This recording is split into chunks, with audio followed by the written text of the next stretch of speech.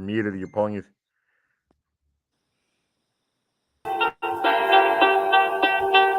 All right, now I'm unmuted. What's going on, guys? Welcome back to the channel. We are doing our best movies of 2023 so far. We are literally at the end halfway year mark, and like we like to do in June every year, we like to give you guys our best films and then our like 3 or 5 worst that we've seen so far in 2023. And so I've been playing a lot of catch up with some films and doing stuff like that so to prepare myself and get ready for this show. We all have. It's been pretty fun, and the guests that we have joining us today are, we've got Zaire here, actually at my house. We're doing it in person. And then we've got yes, and Zaire has a special job with the channel now. I've just announced that. I thought I'd be what he is. Every time we do Oscar videos, he's always going to announce the nominees. Yes, Andrew, do you know why? Why? With the word apology, he said applesauce. Or no, it was applause. Applause. He said it was applesauce. Yeah, he called it applesauce instead. Look, okay. And then I forget what he called Argentino. Yeah, and then Argentina. He was like Argentina or something like that. I definitely want to help you guys with some more Oscar content. Oh, you will. You will. Oh yeah, for sure. No question. But then, as always, we've also got Andrew and Ross. They were on our last show we did last year at this point, and I got to watch. Unfortunately, I didn't get to watch 69, but I got to watch 68 movies in total before doing this video for you guys. So I've kind of prepped myself enough. I feel that this is like a good list, and I will put in the description box below my full Letterboxd. Once I like update it, because I still have to update the rest of the movies I've watched. But once I update it, then you will see my full ranking if y'all want to see them all 68 of how they're ranked. So you can do that on my Letterboxd and check that out and follow me there. And but I broke a record too. Yeah, you did with 40 films. So 40 film, just finished the 41st film like an hour ago. Yes, and I was the one who recommended it to him because it was short. And Zaire's seen the least amount. He's seen 20, but you know, and still but hey, it's still a good he's still got a solid list in front of him, but yeah, my second list don't count. But yeah, so we're just gonna go around the room. We're going to give our all of our honorable mentions first, and then we're going to go into our top 10. But because I'm humble, I'm not going to make myself go first. We're going to start with Andrew and then work our way up. So Andrew, Ross, Zaire, then me, and that's how we're going to do it like that.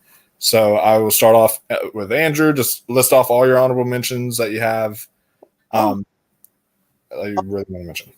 Okay.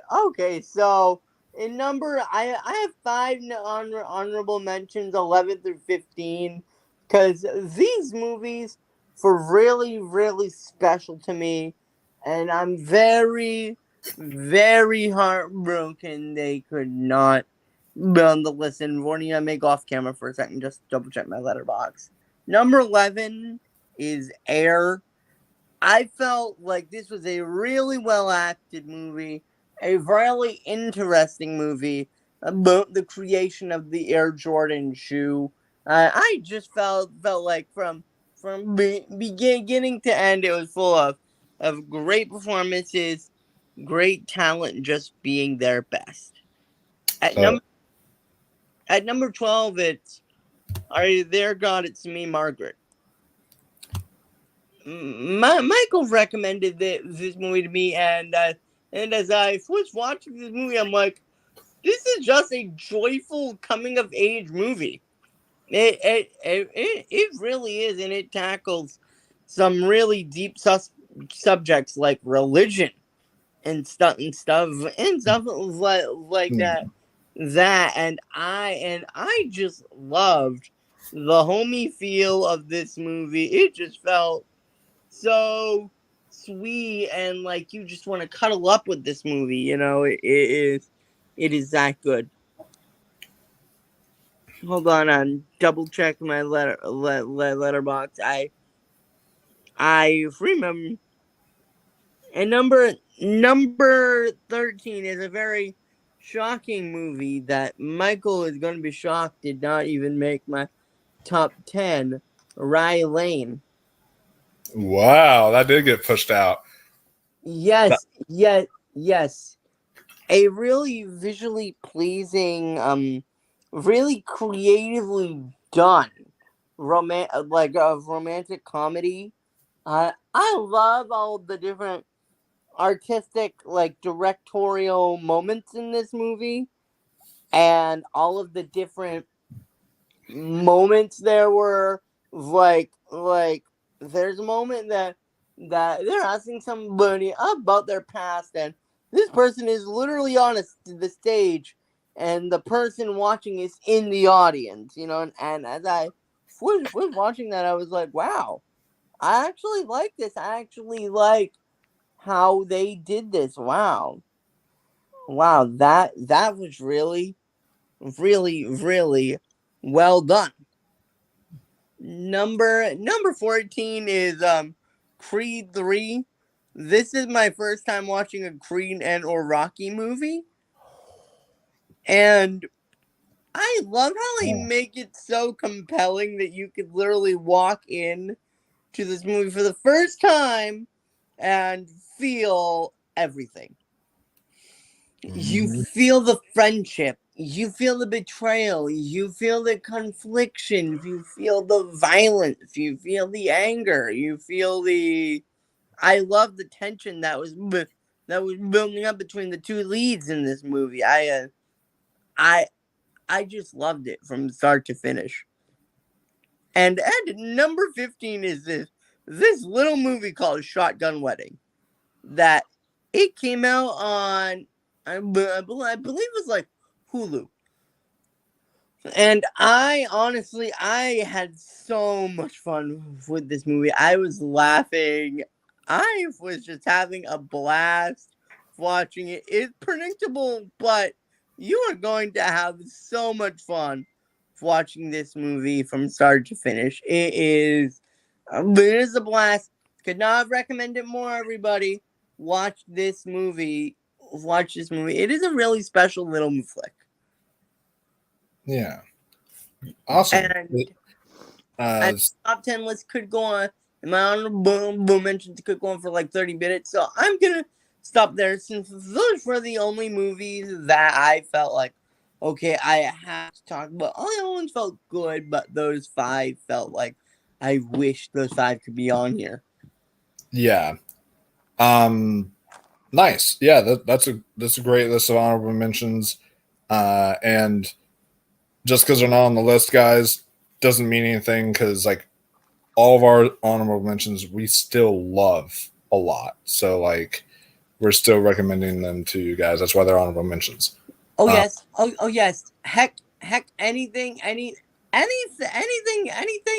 of my top 20 I would recommend. So I could name 5 to 10 other movies that were below those that I would still recommend that you see. Oh yeah. And then Ross, what are some honorable mentions for you? Okay, Creed 3. Nice. Shazam 2. Good. Mario. Yeah. And then The Little Mermaid and The Boogeyman. The Boogeyman wasn't my favorite, but it was good. And Zaire, you got scared during it. Oh yeah, he did. No, I didn't. Dude. You know what he says, Mike? No, I did. You know what he said one time? What? He says, nah, he says black men don't get scared. He says they just have You don't get reactions. scared. When we saw Barbarian together, so we watched that movie together, and the part where like the thing breaks out the door or whatever, Zaire literally shouted out of the top of his lungs in the theater as loud as he could, "Oh shit!" Like he literally did that as soon as the thing broke out. Oh my gosh. Andrew, though, I would not recommend The Boogeyman to you, Andrew. Do you know why? I think I'd go with it. As Michael found out today, I'm almost okay with mostly any movie. I don't know about Boogeyman. Do you know why, Andrew? You hate jump scares, right? Yeah, but it's not fake. Most of them are not fake jump scares. There's one that's a fake jump scare. There's one that's a fake jump scare, but everything else is like all like real jump scares. It relies heavily on jump scares, but it's jump scares from the monster. It's not like, the fake jump scares where some person jumps and out on this thing. most. Yeah. But yeah, that those are a great list of honorable mentions as well. Wow. You can mention anything past your 10, and I don't think you ever is Indiana Jones Not yet. 10 or Not yet. I'm gonna add though. all right. So I mean, you can mention my that honorable mention. since it's too soon. You can add that as say that as an honorable mention. I That's guess not an honorable mention for me. It will make. I my mean, other one. It's not bad. Yes, it's a half honorable mention. I guess too soon. And Yeah. number 11, concentration. I mean, that's pretty good though. I mean, I'm not religious, but or Catholic, but then again, Yeah. Catholic horror is like kind of rare to find nowadays now. Yeah. And number 12, Boogeyman. Yeah. Number 13, surprising, but Fast 10. Jason Momoa makes that movie. He does. He does. But the blackening also is an honorable mention. I forgot that one. Oh yeah, that's the fun one. Then my 14th is Transformers Rise of the Beast. Only just because that at the end of the movie and a good soundtrack though. And 15, I only put it because this movie is Wait. 1, 2, 3, 4, 5. Wait, are we doing our 5 worst, or do we want to do 3 worst? I say 5 worst. I have only 2 worst of the year, but still. I you did know. 5 or 2. So, but for Andrew, do you want to do 5 or 3? I'll do 5. All right, then in that case, save the rest of those because those are your 5 worst films All from then on. So okay. you can save those ones for whenever you get to the stinkers that we do after this. But so now on to my honorable mentions. Let me get my letterbox real quick. So my honorable mentions are the films. I am on his list. I don't check my letterbox. Do I check? What? I check my A list. Oh yeah, that's another. I have a question about A list for you guys. Do you guys What? have that on your A list? I think it's cool. It's where you can revisit the accompanying trailers. The reason I use Letterboxd though is in case there's like streaming movies or something like that. Okay, I know, but have you ever seen that though before too? Which one the company A chose? list will have like revisited accompanying trailers. Oh, okay. Oh, wow. No, I haven't seen those. But right now my number 10. So or well, not my number 10. I mean my honorable mentions. So I'm going to throw to you guys maybe. Let's see. How many honorable mentions do I want to do? I want to do 1, 2. You'll do your mom.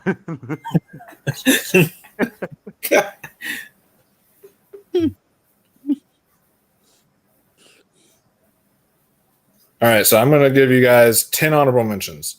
Oh, All right. So just real quick at my number 11 practically is it didn't make the list I am contemplating. Like it's almost right there. It's between this and one other film. It's like literally right near getting to the list, but it's just not quite there. And that is Scream 6.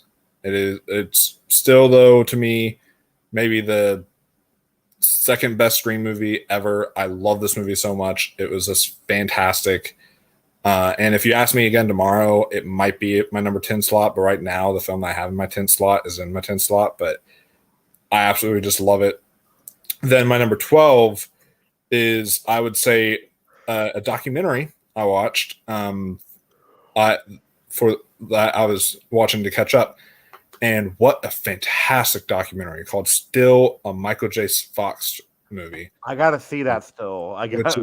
It's so good. It's a documentary about Michael J. Fox and just his Parkinson's disorder and just what he's been going through and just seeing his life now, seeing his life back then, and how his life back then connects to the present. It's so interesting. It's talking about a sequel too. really interesting. Okay. You know how they'll make a sequel though? They said How? it'll be about his wife. Okay. I would like that because my one issue was we never heard anything from the wife's perspective. It'll be about the wife, like why she left acting, how she feels about it. Yeah, because that's the thing is they never actually interviewed. Like I wanted to hear about her and what it's like taking care of a person with Parkinson's and stuff like that. Like I wanted to hear all about that, but we never did. But still a great movie regardless. Another one is one I watched. So I was like, as I was going through them, I was like, it was available to rent for like $4.99 or available to buy for $6.99. And I was like, well, it's only like a couple dollars, so why not buy it?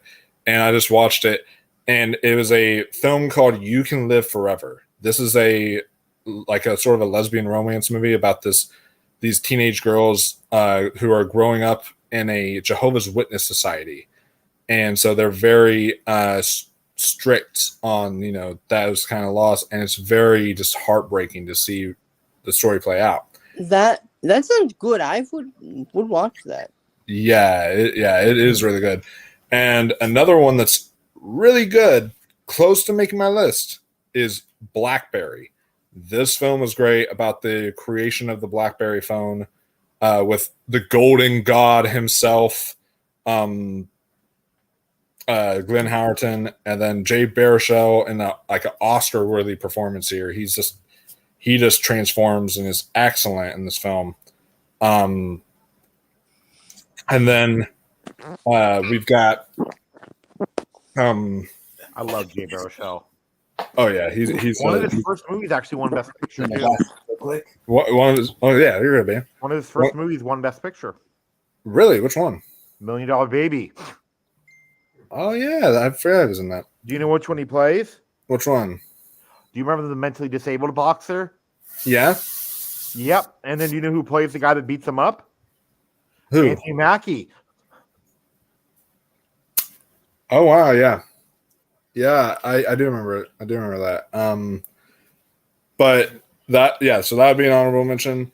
Another one is 1001, which is a really good movie. Tiana Taylor was excellent in this film. It was her first time acting. It was like it was almost like Moonlight in a way, like the way it felt. It was really, really good. Oh, I love that feeling. Yeah. I'm not, I just love the feeling of watching a great movie. It's not Moonlight, it's not a happy movie at all. But No. And then another one of my honorable mentions is Missing. I watched this one in theaters, and this is like the sort of sequel to Searching, but it's like its own separate story. But it's just a great film all around. Oh, talking about that movie. And then Air is my next one. We'll be talking about that. I thought this film was great.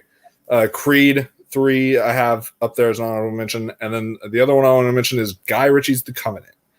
Thought that film was really, really good. So, and I know we'll be talking about that one later too, because he has it on his list. But no minor spoiler alert there. But yeah. So Andrew, I'm gonna tell you something about Rocky. Andrew, you would love the Rocky movies. Oh yeah, for sure. Because Andrew, imagine if you took Rocky's basically you and me, Andrew, combined into one person. Yes, I get it. Isn't he, Mike? Really think about it? Andrew and me into one person. Oh yeah. Andrew. Yep. I can totally say that. But all right. So, Andrew, what is your number 10? Number 10 is a movie that I would love, and I did. It's called The Polite Society.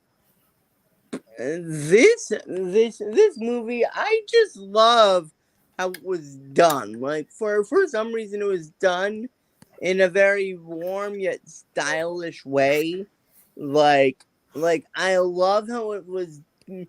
Like it was inspired by a lot of Japanese art and Japanese style fighting and technique, and I thought that was really, really cool. The fighting was top notch. Like whenever there was an action scene, it was well choreographed, and I hope that the that the actress, hold on, I'm saying her name again, Prita Canessera, who played the lead. Prita Canessera, the lead. I hope she gets more work in the future because this was her first movie. Yeah. And she does a great job. But her sister's gonna be in Barbie. Nice. Also, Margot Robbie's sister is going to be in Barbie, so that'll be fun. Wait. Rita his Aria? sister? No, it's like her lookalike, Emma Mackey. Yeah. But yeah, too. And then like there apparently like there's gonna be this like invisible character in Barbie I heard about. You know, they was in one of the TV spots, an invisible character. Oh, really? Wow. John Cena. He's in one of the TV spots. Oh, my Lord. Wait, Cena's what? But yeah, this is a movie that it just fills you with a lot of just pure positivity while you're watching it, and I felt like the action was top notch. This is the closest thing to an action comedy or like comedy that we've gotten the best action comedy that we've gotten this year. Cause it is a very, very funny movie, and I love how you see the sister's connection, how she'll literally do anything for her sister, how much she cares about her sister. I love that family bond. You see how much family is important to the culture of Japanese and Chinese history, and bringing honor to your family, and I like seeing that in the film. So yeah, so the Polite Society is number 10. And it also has sort of like a Scott Pilgrim versus the World kind of feel to it. Yep. Yes. I thought this was better. Oh, okay. Nice. But yeah, this is a great movie. That's another one I would throw in on my honorable mentions. I thought it was fantastic. But yeah, Polite Society is one that is really, really good, and I highly recommend. And also, I forgot to mention this earlier, guys. Don't come at us for a list because every one of our lists are going to look different. I'm going to have films on here that some of y'all maybe not ever even heard of, and then other people are going to have like their different kinds of films or like and on here and all that stuff. So just be polite. All that, that's all I ask. Dude, my list is the only objective list here. I'm just joking. Don't worry about that, right? No, that's my list, my friend. Yeah, because my list has one movie on there that nobody else has. Mine has several movies that nobody else has. Yeah, on mine though, mine has two, mine has 1, 2, 3, 4, 5 movies that no one else because has. A movie on your list, Mike, will probably be my number one of the year if I had seen it in time. It probably will, and it may or may not. Oh yeah, too. Andrew and I were talking about this. 2023 movies. I was like recommending him one, and then like he was asking me, "Do you really think I like it?" I go, "I think you would." Is A Good Person. That's another one. Forgot about that in my honorable mentions. That's another one. Do you think Andrew would like that one, or I do? I do. Oh yeah, I think he would. Because it definitely deals with the hardships of addiction, but it's not like Euphoria where it like almost feels too icky. It's like just the right amount to really make you feel emotional and stuff. It's really well done. And Florence Pugh is incredible in that movie, but that's like saying water's wet. So, well, wolf is not wet. Yeah, because like I think like Florence Pugh is a special talent for me now. Do you know what it is? Well, she can be in the worst movie ever made, or like something that's just utter crap. Oh, yeah. And then she's Oscar worthy in it still. But what's your number 10, Ross? Scream 6. Nice. It was a debate between Scream 6 and then A Good Person, but Scream 6 entertain you a little bit more, and like anything with Melissa Barrera in it. The only problem I have with the movie is that I wish that one of the killers was not easy to figure out. So yeah, and I liked how there was 3 killers. It was kind of a So we can talk about it because it's been out long enough. It's been out a long time, yeah. Okay. No, I figured out that the cop did it the minute that he called her because Yeah. the voice is the same as Ghostface. But I liked that the other two, like especially the one girl, they really tricked you because And She the sold way it that well. she had her fake death happen. and Yeah. everything, I thought that was legit. But though too, like do you remember when I blew your mind though when I said the other killer, the kid?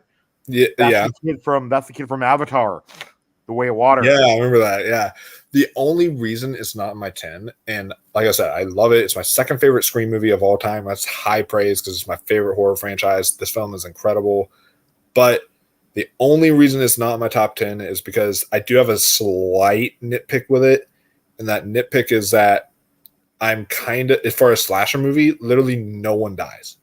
Literally, not a single person. Other than the girl at the And very then Tony Revolori too. and Tony Revolori. They're like those opening kills. Those are the only kills that actually happen in the movie. None of the other main people that we follow in the movie. Oh, and the one girl there was that one girl's girlfriend who died too. I forgot about Do you that. want to know something crazy though too about it? Guess how much of it was shot in New York? How much? Wait, 0. It's Zero, probably from yeah. Toronto. It was shot in Toronto. I know it's from Toronto. Wow. I know it. Someone told me that's from Toronto. Does it make it a little better for you now or worse? Oh yeah. Someone told me it was from Toronto. I'm like, no. Alonzo Duralde told me that. Interesting. I did not know that. Oh my god, we gotta get Andrew and then Alonzo on the same stream. That would be great. Andrew, do you know why? Why? Alonzo Duralde has an unhealthy obsession with Christmas movies. He's literally written 2 books about him. I think. Yeah. I'd love to Andrew read 'em. Yeah. You do, Andrew? Yeah. Like he has a really good book called Have Yourself a Movie Little Christmas, which is about all about Christmas movies, and it's like excellent. But yeah, so going on to your number 10. Number 10 is Kandarian. It's Kandarian. no, it's Kandahar. That's how you say it. How is it good? Kandahar. I've never seen it. I took him to the mystery movie that we had, one of the Regal mystery movies that we had, the one before the last one, and that ended up being Kandahar, and it was a new Gerard Butler movie where he's like going on some mission and all that stuff, and Oh yeah. yeah, Oh yeah, but And- this movie though, I forgot. Which one was creeping up on my honorable mentions? It was actually Champions. oh yeah, that's another one I didn't get around to seeing it, but I wanted to. You would like it because it has a girl from Always Sunny. I want to wait to watch it with my girlfriend because she has a brother with special needs, and so she said she already knows. She's seen the trailer. She said she already knows she's going to cry a lot during the movie because she feels very emotional about special. I don't know. I don't know though if it might offend Would your girlfriend get offended? You know why? Why? Because the Down syndrome kids are nasty in it. Oh no, she Because they talk about like playing with balls and like having 3-ways. and my girlfriend talks about that shit. So it's- Okay, but yeah, but- okay. but yeah. So why? I mean, number 10 though. I mean, Surprise is a military film. Surprise is a very military film. Translator. I mean, yeah. like the fact yet they knowing the context of the film is in the Middle East, you already know probably they're not getting along probably. Yeah. But then they get around to it. He helps them out. So I mean, all around, I mean, it's really good, surprisingly. Or are you confusing Kandahar with the Covenant? Oh, I don't know. right here, I think. Yeah, it's hold up. Is that one? Yeah. Yeah. Him with the him with like the Islam person. Yeah. I know what you're talking about. Yeah, it was that one was decent. But yeah, so my number 10 is dog. My number 10 is not dog. I'm just telling the dog Which are that movie's okay? doggy. Seriously. No. No whining. Okay, I'm filming something. All right. I've never seen that movie. You've seen Dog. You've never seen Dog, no whining. I'm filming something. There you go. But yeah, so my number 10, now in all seriousness, my number 10 is one that was just mentioned earlier in honorable mentions, but it's just such a delightful film. It's just one that I just gravitated towards so much. It's the kind of spiritual sequel, if you will, to Before Sunrise, and that is Rye Lane. This film on Hulu is just so charming, just so delightful, just such a great time. You just follow these two as on their just as they're just having a day together, and it's just a lovely day. And you just, the script is so like real, but also witty. The camera work and the colors, it's like mixing like Richard Linklater's kind of style with like Wes Anderson kind of photography. So it's just so like beautiful the way it looks. I agree. I totally agree. It was very hard for me not to put it in my top 10. That's why I had to give it an honorable mention, because it literally just got kicked out of my top 10. Andrew, though, will that movie you were telling me about be in your top 10 or no? The one that Michael thought you would hate? Yep. Yeah. Yep. Yeah. He told me it's going to be in his top 10, surprisingly. Do you see me liking it too? Yeah, I could definitely see it. I think I definitely see you liking it. But yeah, so my number 10 is Rye Lane. Very relatable, just romance movie, and with also a great cameo. Maybe the greatest cameo I've seen this year. And if y'all know who it is, I'm gonna talk about another movie with a great cameo too, though. So in my top 10, you'll know. I didn't recognize it. Oh, you didn't recognize it? No. Oh, I'm gonna have to message the private chat because I am surprised. If you've seen have you seen Love Actually? Yes. Someone from Love Actually. Okay, I just saw it. I think you did, yeah. And well, I can just the film's been out for a while, guys, so I can say it. But they go to this one stand called Love Guactually, and it's the one actor, Colin Firth from Love Actually, is working there as a server at Love Guactually, and so it's like I love it. I love hearing that. So it's just such a great little cameo there. But yeah, so now on to our number 9s. What's your number 9, Andrew? Let me just make sure this is actually my number 9. Oh, yep. Yes, it is. It was my last theatrical experience. No hard feelings. That's my number 9. I love good comedies in theaters. Being with a crowd, hearing the laughter, hearing the joy from the audience. And this is one of the few times in a while that we've actually gotten a mid-level comedy in theaters, and I love it. Like, it was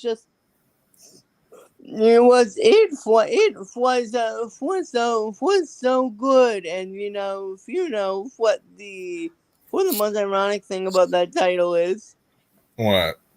If you've seen that movie, there are definitely hard feelings during that beach scene for some men.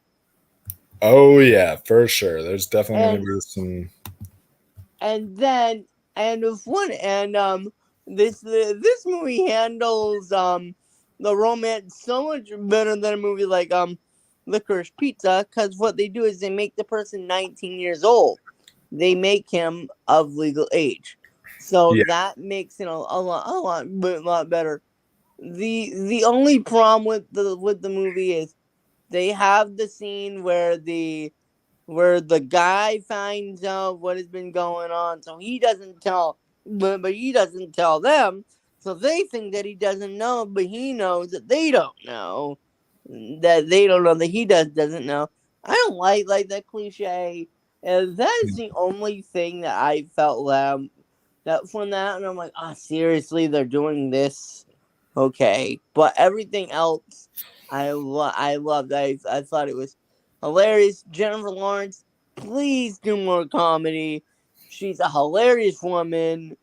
The lead male, excellent.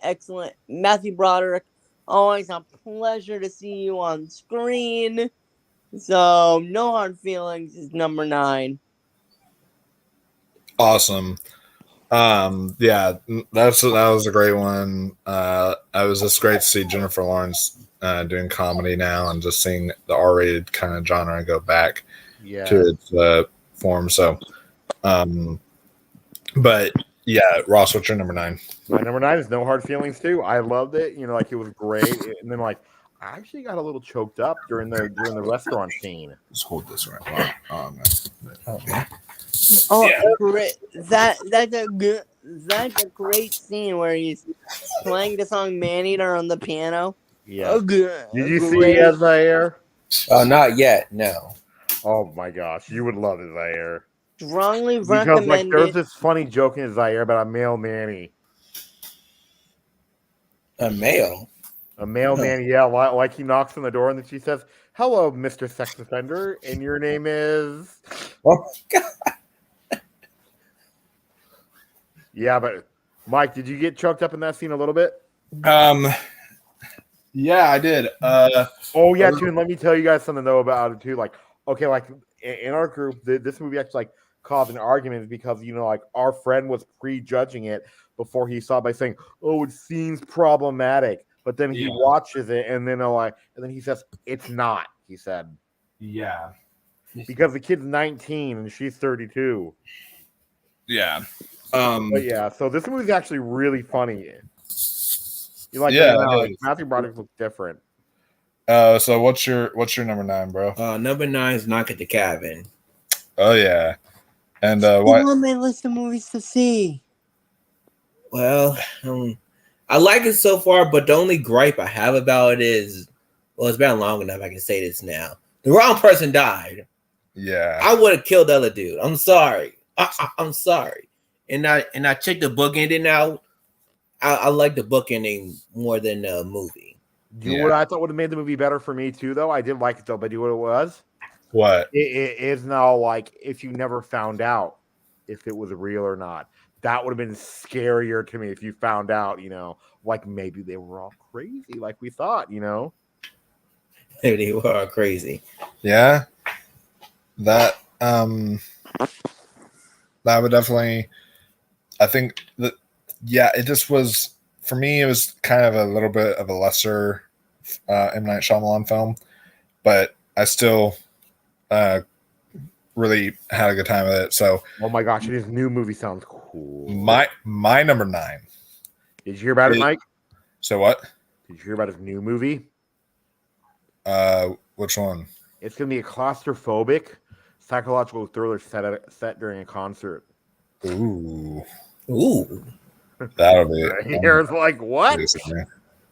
Yeah, I'm intrigued by that. Wake up.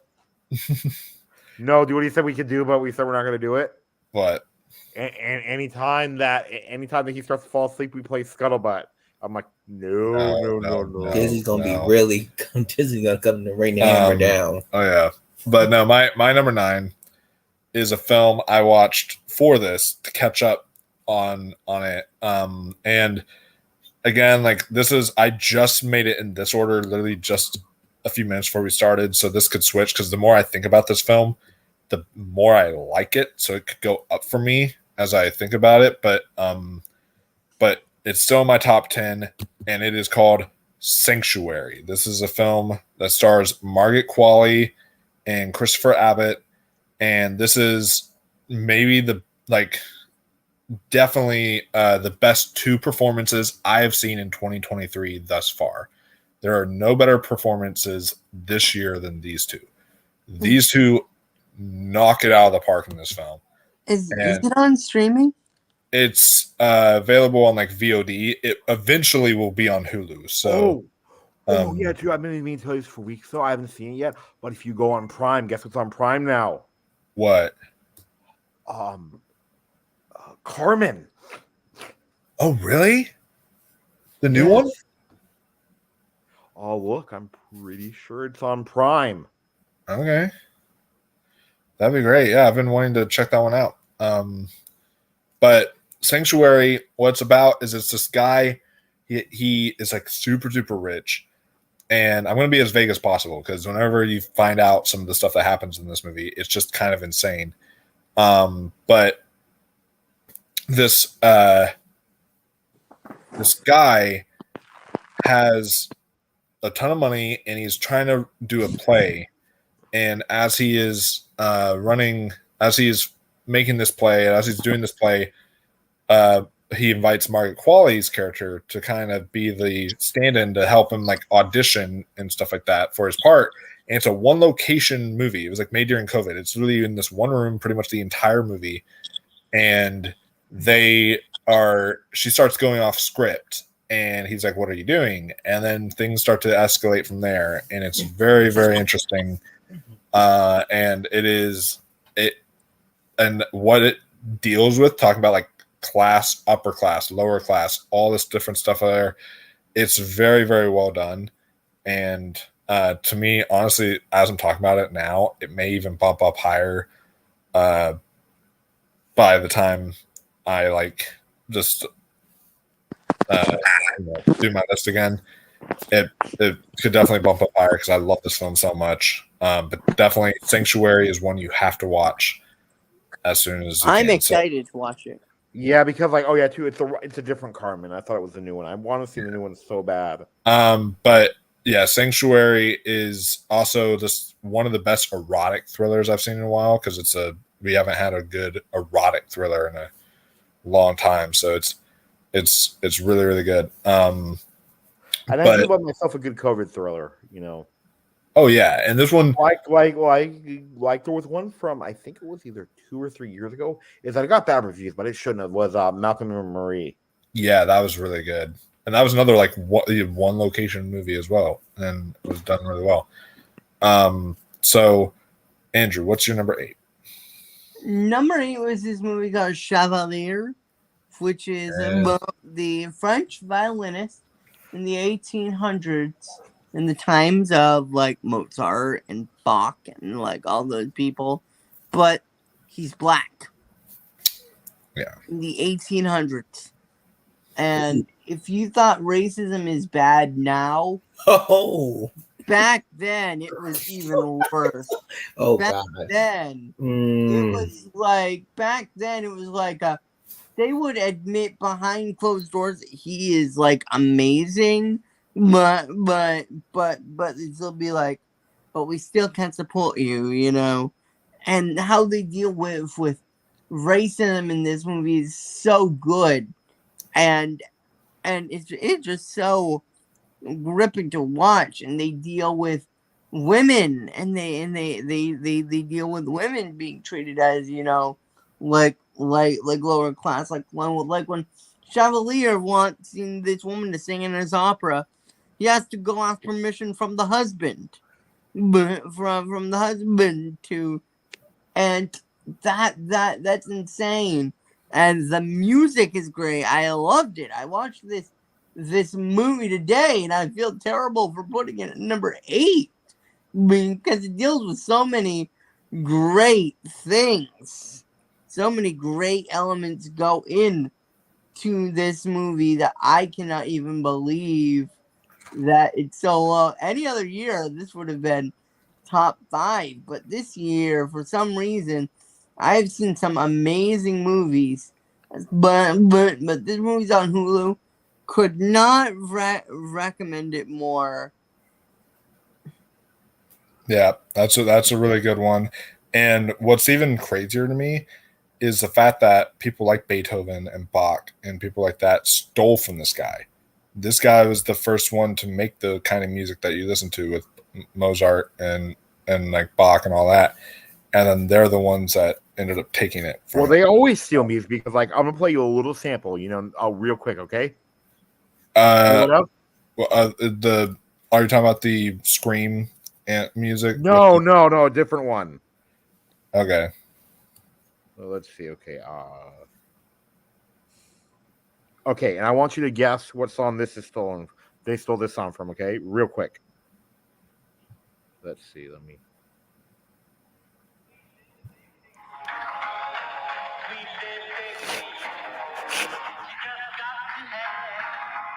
I don't know. Beach Boys, Surfing USA. Oh yeah. They stole that from Chuck Berry. See what I mean by that? Yeah. That Yeah. will get a copyright strike, will it? Or no, huh? That quick? And then I don't think so. Not that. And then quick. and then you find out at the end that like when Napoleon came in, he had his like stuff burnt so that people completely forgot about Chevalier's work, and it's heartbreaking to watch. And just there's so many great little moments in this movie that I am going to remember. And this is number 8. Yeah. And it's another one I'd throw in my honorable mentions. It was just really, really good. But Ross, what's your number? My number 8 will surprise you guys. It's actually John Wick Chapter 4. We're definitely going to talk about that one again. I've only seen that. I've only seen a quarter eye-opening. of it, but it's that good so far. Like it's just Yeah. It's just like like wall to wall action. So yeah, That's it's not very that's my deep. problem with the movie. But- It's action. I'm like, But see that it's not my problem because like while it's not the greatest, and I'll talk about it more as I go further whenever I get to it. But while it's not the greatest action movie of all time, it's the greatest action I've ever seen put into a movie of all time because this movie, it's like you're literally saying there out loud, like, how did they pull this off? How did they pull this off? Like, it's insane, just the action that they did in it. So Yeah, and then it has one of my favorite actors in it now too. yeah, Bill Skarsgård. those guys. Yeah, never he's- seen he's- Have you ever seen him? Have you ever seen him do the Pennywise thing without Oh, the yeah. makeup? yeah, he's good at that. It's scary because it's scary. Oh yeah, for sure. Because if you watch Haunted Hippies video, Hold on. Did not mean to click on that video yet. That's a spoiler. have you seen that? Have you seen that one though? The Did you watch haunt- Haunted Hippies video on it? not yet. I'm going to at some point. But Yeah, because she broke down the whole series, oh, nice. everything. I mean, from the book to the Oh movie. wow, jeez, yeah, I'll definitely be And interested. then she's in all Pennywise makeup throughout it all. So That's great. don't let Zaire see her. Yeah, oh, yeah. Yeah, I'm gonna see anyway. Well, yeah, I'll show you her tonight. But what's your number 8? Your number 8 is actually going to be my number.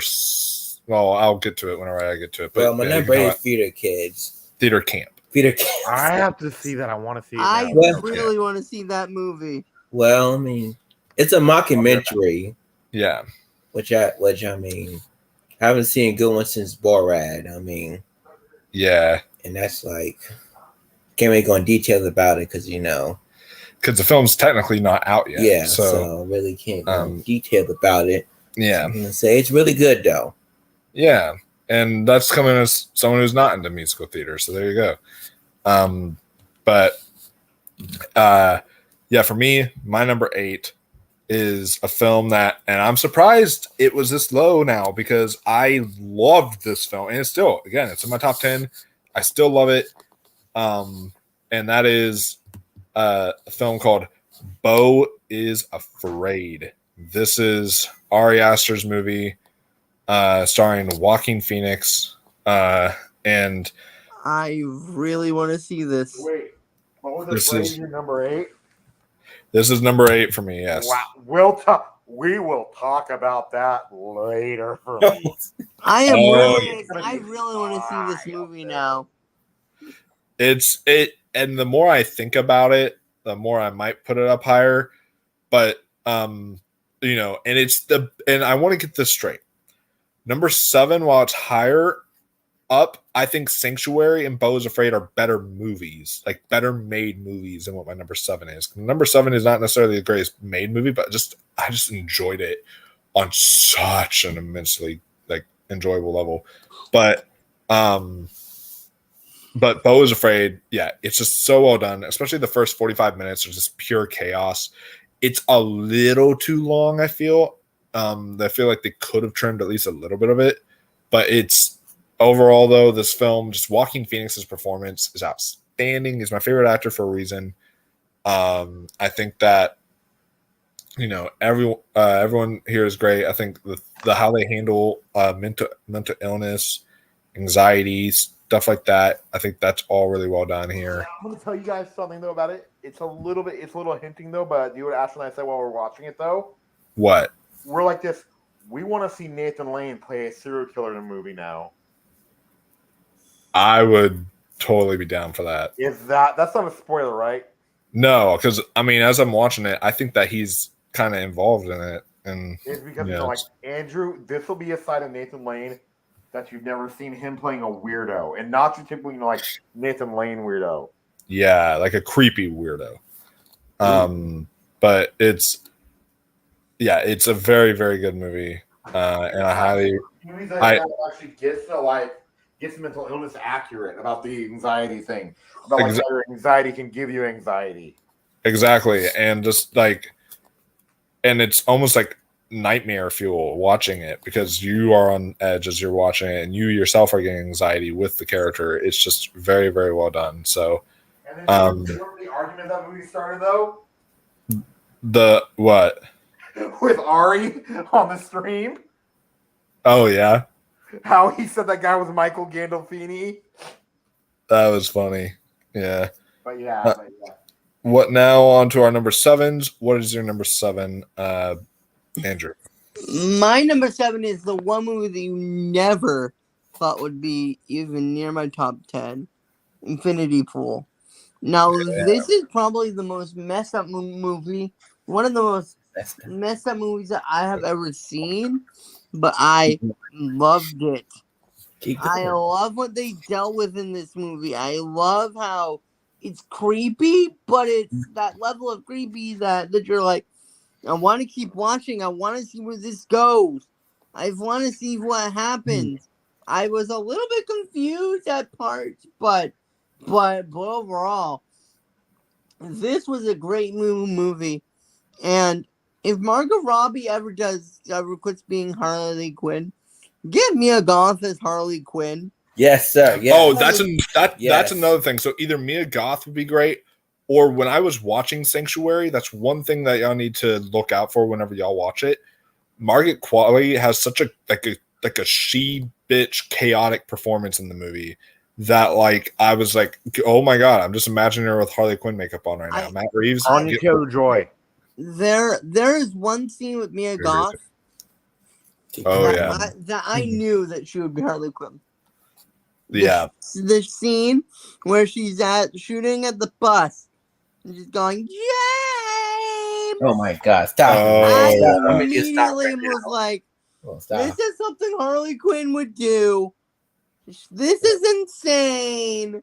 This is batshit crazy. You said she's bad. Get this woman as Harley Quinn. No. Right now. She is becoming one of my favorite. What do you think about like Anya Taylor-Joy though too?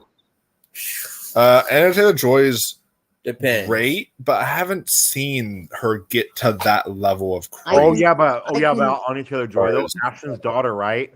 Yeah. Brought up something without knowing she did, because she's still kind of young. Okay, you know how they're eventually going to be doing live action Frozen eventually, right? You know they will. Eventually, right? Yeah. She do what she says when she saw Anya Taylor-Joy with blonde hair. What? She said she looks like Elsa. Wow. I go, that's perfect casting. I mean, that is. I know another perfect casting. That was really good casting. So this is such a good movie, and Aaron Skarsgård as the lead did great, and he's always great. Watch him in Succession, Andrew. I don't know if you like Succession though. It was such a good movie. It was such a well written movie where every twist and every turn was was entertaining to you. And Mia Goth, I'm love her. now a huge fan of her now. She's that good, After man. this She's that good. one Mm. fucking movie. Andrew, you should Oh, watch yeah. Pearl. You would like She Pearl. had me at 2. Pearl, oh yeah, She had me at Pearl and that. Pearl. She should have been nominated for She an had Oscar me for. at Pearl. She was Yeah, that Yeah, because good. Andrew, and plus two, like you gotta watch Pearl, Andrew. Do you know why? You're Superman. Yep. Oh, did you hear about the Superman rumor though? What? Guess who might play Pa Kent? Who? Brendan Fraser What? from Coy That Conjure. would be amazing. Sign me, slap me right now. No, not Larry, not Larry, not Larry. Slap, not like Larry, slap him. not Larry. Hey, not Larry. I love you, But Larry. yes, imagine him as Pa Kent. Yes. Yeah, I mean, not very that would be smack that me, would be boom. perfect casting. I'm so down for that because he's like such a lovable And man, his personality. death, But his death though. oh yeah, but Ross, what's your number 7? My number 7 is The Flash. Nice. Okay. I love The Flash more than the others because it's because like with the line, like I loved you first, and then like love you more. Me and my mom do that to each other. Yeah. So yeah, I mean, That's plus touching. I'm a Michael Keaton Batman guy, so seeing him back, and I know people don't really think he really did anything. I think he had a good character arc. So Look. yeah. True. He took the Yeah. rest for other superhero movies. Yeah, He took and the I rest. also loved Sasha Callie or Kaye. Kaye. Yeah, that's how I think you pronounce it. Sasha Kaye. Kanye. I loved her as Supergirl. She was one of the standouts too in that movie. Yeah, It is the Flash. good. The Flash was a nice little movie. So, Do you guys but think that the Blue Beetle will make more than the Flash? no. No. There's talk about it though. But whose uncle and that uncle's cousin's aunt knows who Blue Beetle is? I don't know of like anyone who really knows who Blue Beetle is. So I don't know if that's going to at all help. But what's your number? 7. Vanessa has played Society, actually. Oh yeah, yeah. I mean, like what Andrew said though, like the action scenes, I'm surprised, like the fight scenes, the crying with her sister. I mean, even the sister like enjoying her hobbies. It's like a really good like even her supporting friends. I mean, even her like her supporting friends. I mean, they knew that okay, look, you're going a little too far with this. Yeah. It's not like her friend agreed with it. Like they get a little pushback. Like, okay, maybe you're going a little too far. Yeah, maybe Just a hair, is that here too far? Yeah. But then when she was right, I mean, she did, apologize. It's like not like other movies with characters like, oh well, I knew you were right. I knew you were right the whole time. Like, I was stupid. No. True. She was right though, but Yeah. she still got her comeuppance for going. So it's still a good movie though. Very good movie. Absolutely. So my number 7, I'm not going to tell you guys my number 7. I'm going to sing you guys my number 7. What? My number 7 is Peter Camp. Sing. There you go. Well, I can see I two bear did see actresses in this there too. But yes, Theater Camp is number 7 for me. This stars, as you see him on the poster, it stars Evan Hansen himself from Dear Evan Hansen, Ben Platt, Molly Gordon's in there, Io Adobre from The Bear, and Molly Gordon actually makes her directorial debut with this film too, and Ben Platt's a co-writer on it. This film is excellent, and it's if you are Zaire's not a musical theater person, and he really enjoyed it. So you don't have to be a musical theater person to enjoy it. But if you are a musical theater person, this movie is like made for you. I'm big into musical theater. I've been in theater before myself. Like I knew like some of the process of what they were talking about. I was like, I've been there. I know what they're talking about. And then also some of the little niche references. I was like, I also know what that is, what they're referring to there. It's just a very fun movie and just so delightful. You like it's like you said, it's in the mockumentary style where you're following these kids at a camp and they're trying to put on a play, and it's all about the lead up to that production, and it's just so funny, so charming. And even like I found myself smiling ear to ear, and then at the end there's a song. It makes me so mad that the Oscars are not going to nominate for Best Original Song. So just How know do you that know they won't? it's a song that is silly, but it's like It goes. but down. it's like It's crazy. but it's bro. like but it's like silly, Oh, God. but it's like done in an emotional way. It's so weird. Because I found myself tearing up at the end to the song, I was bobbing which my was head.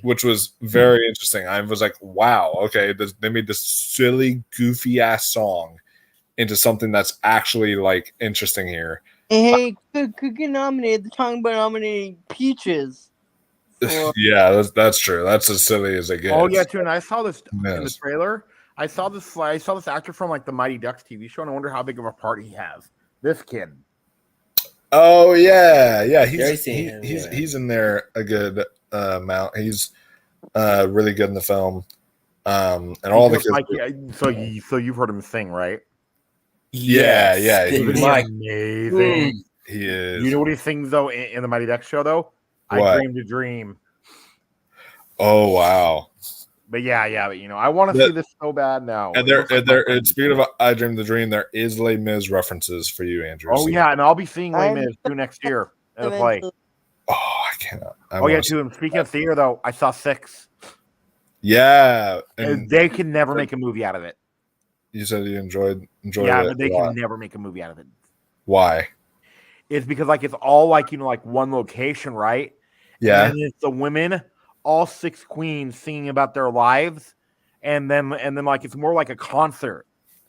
Just them singing, like about their lives, and there's no other characters, just them.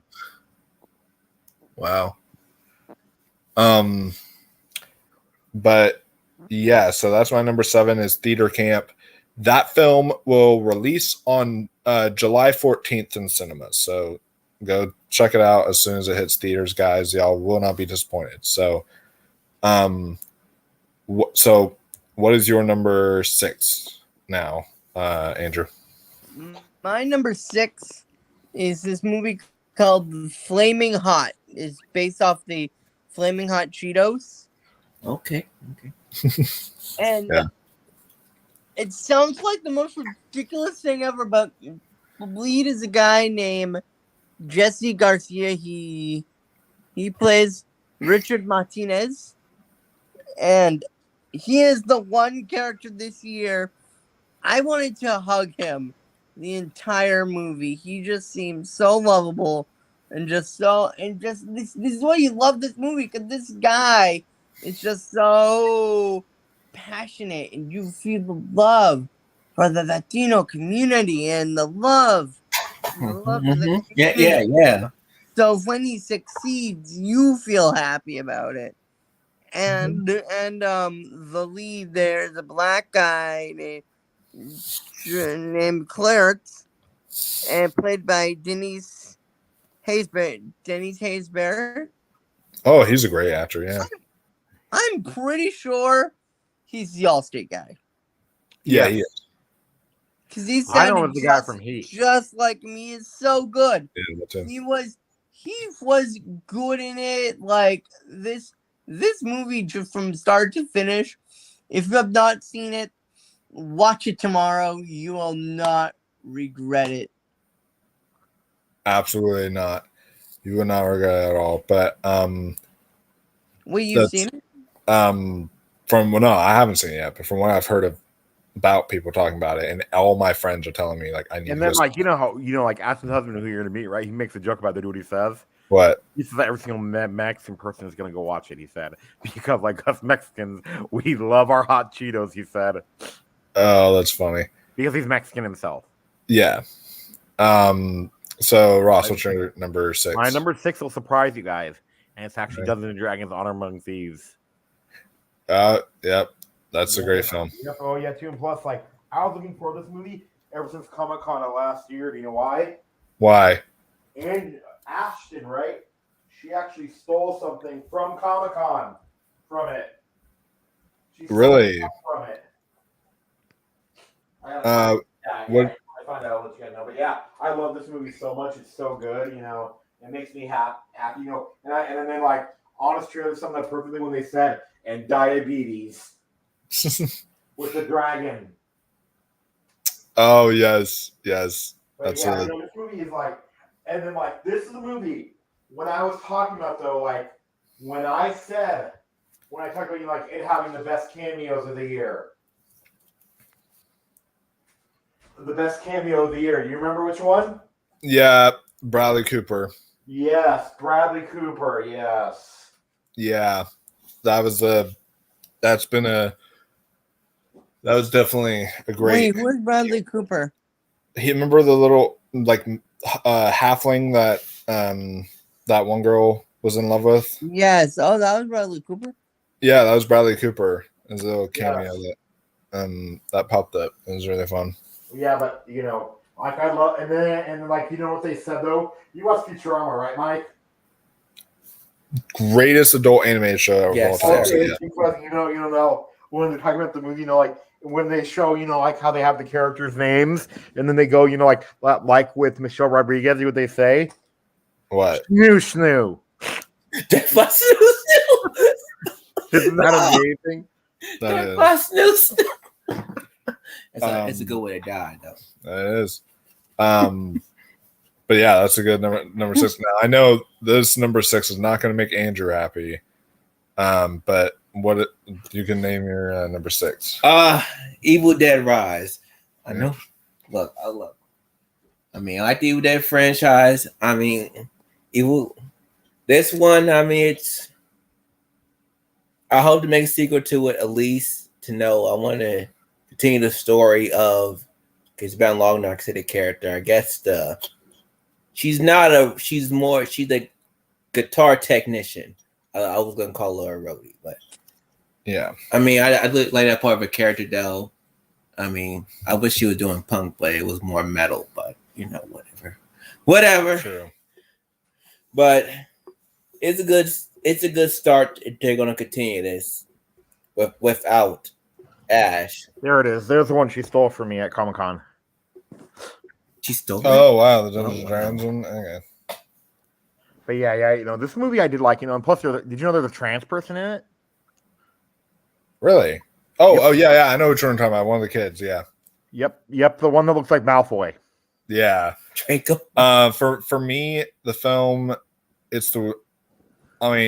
think the Evil Dead franchise is arguably, as far as consistency goes, while Scream's my favorite horror franchise, I think Evil Dead franchise might be the best one because they're just all consistent. But I will say this is the worst of the Evil Dead films. I still enjoyed it. I liked it. But it's just it was very well made. The filmmaking was really good. The acting was really good. The cinematography, and I loved the opening. The opening scene was great, and the title card that pops up and all that stuff was really, really well done. But then there were some story elements I just were not down for. Yeah, and Ashton almost threw up. Stuff like that. So for me personally, I don't even have it really in my honorable mentions, but it's still Good. It's still good though. Ashton almost threw up in the theater. Yeah. You know when? When? Oh, yeah. See, that's another thing that bothered me too is there were certain parts that kind of looked CGI a bit when it came to like gore effects. But you know what I thought was it too? But he wasn't. William Shatner. Okay, interesting. You know, I thought he was that old man. Yeah. But before I reveal my number 6, we have Brian Nussbaum in the house. Was this on? You're gonna have to meet him. You're gonna have to meet him, Andrew. Yeah, he was on a stream tonight with Jordan. You guys can check it out. I was supposed to be on there, but I just am not really in the right headspace right now to do a tournament or a tier ranker kind of thing. But but yeah, the Brian Nussbaum says my top 10 of the year so far are 1, Mario, nice. 2, Across the Spider-Verse. You and I may or may not share the same number 2 whenever I get there. But 3 is Air. 4 is still a Michael J. Fox movie, nice. 5 is Guardians 3, awesome. And then 6 is A Man Called Otto. 7 is The Little Mermaid. 8 is Fast X. And then 9 is Flash. And then 10 is Transformers. So, good list there. Very, very solid list of really fun, enjoyable movies that have all come out this year. My number 6, this is the real one that like you guys just have not heard of. All right. And I'm here to guide you through it, talk to you guys about it. Because I was behind on watching foreign cinema this year. I haven't really watched any international features, and I was like, oh, here's a few international features that come out. This one looks kind of up my alley with what it's about. And it is called Sick of Myself. I just recently showed it off, but this is at my number 6. It's called Sick of Myself. If y'all are familiar with Joachim Trier, who's done like The Worst Person in the World, Oslo, August 31st, and other movies, like he's a Norwegian film director, kind of in the vein of almost like a Greta Gerwig or Noah Baumbach, like his style a little bit, and it all takes place in Oslo, Norway, and like this film almost feels like if The Worst Person in the World, which was my favorite movie of 2021, it feels like if The Worst Person in the World was a body horror movie that was a black comedy about this psychopath. That's what it feels like, because this girl, the character, so this is such a fascinating movie for me because this character is a straight up narcissist. Like, I'm not going to give up. I'm going to be as vague as possible because a lot of people have not heard about this film, but and you can only rent it on like 2 VOD platforms, like Apple and Amazon. Those are the only. Is it on one of those sites or not even that? It's on one of those, but yeah, you can watch them on there. But it's really hard to find. But this film is about this. As vague as possible, it's about this girl. Let me get the actress's name because she's really, really good in the film. Just one of those names I gotta pronounce. Yeah, I think so. But Oh god. because she's Norwegian, but yeah, like here, you try to pronounce her name right now, Sire. Christine Kajif Tofa Dorfler Dorfy Thorpe. Thorpe. Oh my god. Yeah. So Christine Kujath Thorpe. I'm hoping I'm pronouncing her name right. She was absolutely a revelation in this film, and what it is she plays Signe, I should say, Segway. and then Eric Seither plays Thomas, and these are the most toxic couple you will ever find in like a movie ever. Okay, keep going. This couple, what they will do is they are such attention seekers. They literally just want attention from people. And so they go to limits you won't see people normally go to get attention. And it's just insane. Like, there's medicine involved where it's in the trailer. If you watch the trailer, she literally looks up this thing about like a medication that can make your skin start to like bubble up and like start to like you'll start to have like your skin was like almost looks like it's peeled off and all that stuff, and it's like really disgusting. And she takes it just for the attention of it, so people will be able to like ask her, oh no, what's wrong, or oh no, this. And she's one of those type of people. And so she's just an and it's very interesting because you can tell she's mentally ill. And in the film addresses it. She even talks about it later on. And it's very interesting the way it deals with mental illness. And it's like just in a very dark satire way. that I just thought was absolutely genius. And the makeup on it should be nominated for an Oscar because the makeup on it was incredible. Yeah. I'll see if I can show you it. And Mike, I saved Andrew too. Why? Okay, I told him to watch Flaming Hot because like he was gonna watch the one that you watched that you did not like. Remember, you know, the one with Emma Roberts? The Maybe I Do film. Yeah. Yes, I'm probably gonna watch that this weekend. Yeah, but it's that one was not all that great. But I'm trying to see if I can find the this is just some of it. This is like when they doll her up because she's also a model in the film. But like that's like some of it right there, or like her makeup job that they did on her. That's And really then good. And then it gets like even and it gets even more grotesque as the film goes along with like the way the makeup looks and such. It's just I don't want to give away too much of what it looks like, but it's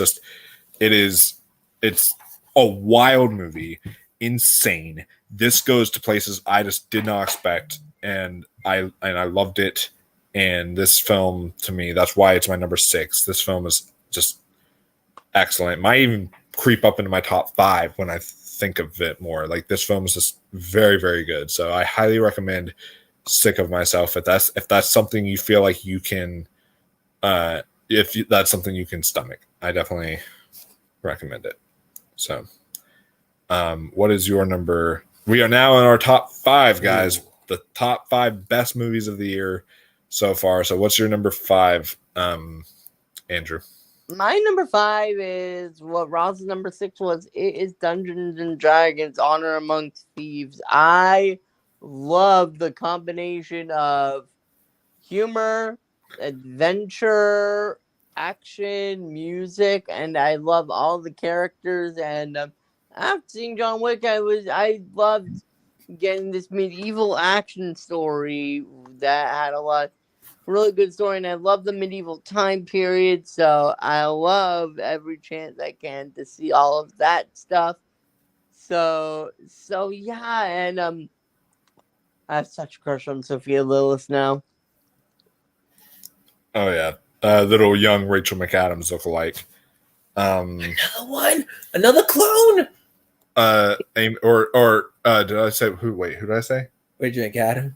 Oh no, not Rachel McAdams. I meant Margot Robbie. Another clone. Yeah. It is just so good. Oh, speaking of Rachel McAdams, I forgot. Did I say Are You There? It's me, Margaret. Yeah, you did in your honorable mention. Yeah. Okay, good. I was just gonna throw that out there. Yeah. No, I don't think you did. I think I did. No, Okay. but Mike said that's on my list.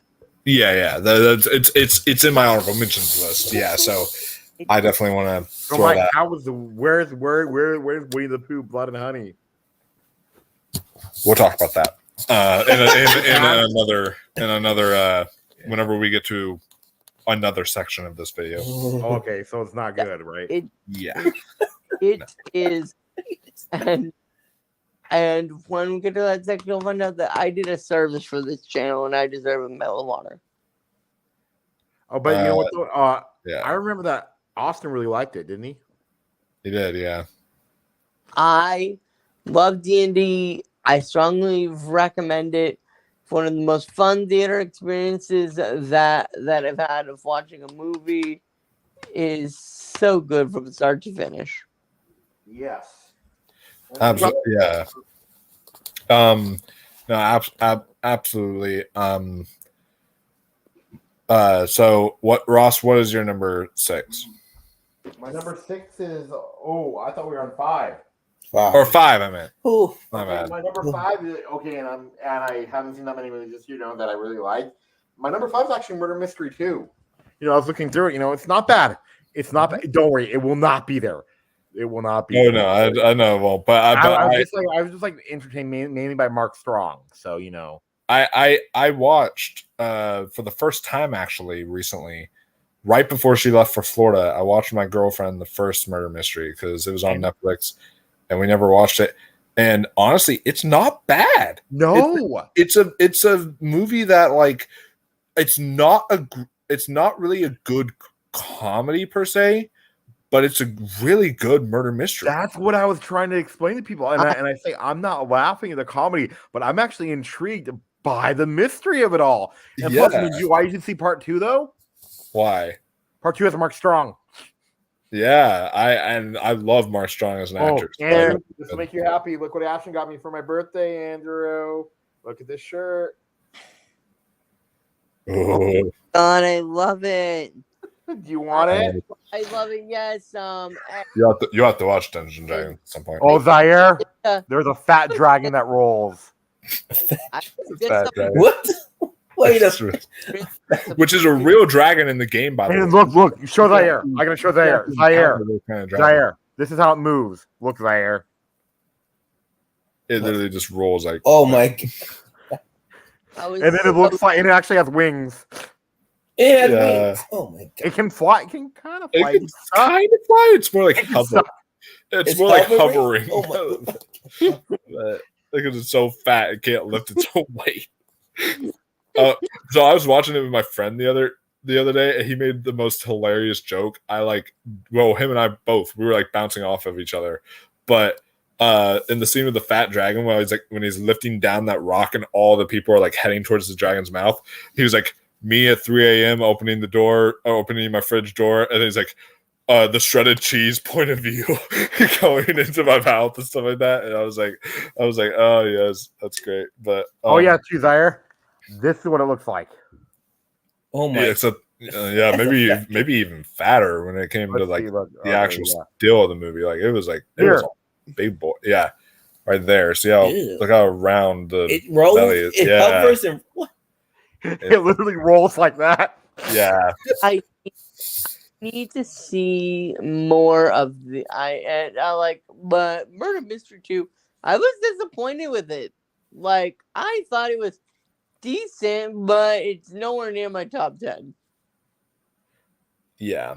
I definitely want to check that one out soon when I get the chance. But what's your number 5? It's gonna hurt some feelings, but Spider-Verse is number 5. Oh wow. Okay. It's in top 5. It's great. It's great. It's good. Just Yeah. just more multiversal stuff, which I'm okay with, but 2023 had a lot of multiverses and stuff. I'm like, True. still a great film though. Yeah. No, that is we're definitely going to talk about that later. Again here soon. Okay. But it's a really, really good film. So my number 5. Now I'm in the top 5. I didn't get a picture for it, unfortunately, but we have it's the new. Finally, it feels good to say this because his last 2 were just kind of meh, or they were good. They were good, but they weren't like what I was hoping for from this director. I can finally say in my top 5, my number 5 is Wes Anderson's Asteroid City. This film is just so funny, such a delight. I watched this. It's my favorite theater experience I've had this year because when I went, I got to have we went to one where I got cool little like stuff with it, the film, and then they also, after the film played, we had a Q&A at the end with cast, like a live stream Q&A with the cast and crew, and that was really great. And there's some technical difficulties I have in the Q&A, but it actually added to the experience because it felt like something that would happen in a Wes Anderson movie. So it's actually really funny. But yeah, this film was just such a delight. It's obviously water wet. It's a visually stunning Wes Anderson movie, but also just like this is also one of his most layered and nuanced films he's done like in a while. It deals a lot with like grief and loss and trying to let go of things and like fame and all this different stuff that deals with here in a very idiosyncratic way. Wes Anderson's known for. And the cast itself already is just insane. Maybe Wes Anderson's most stacked cast to date.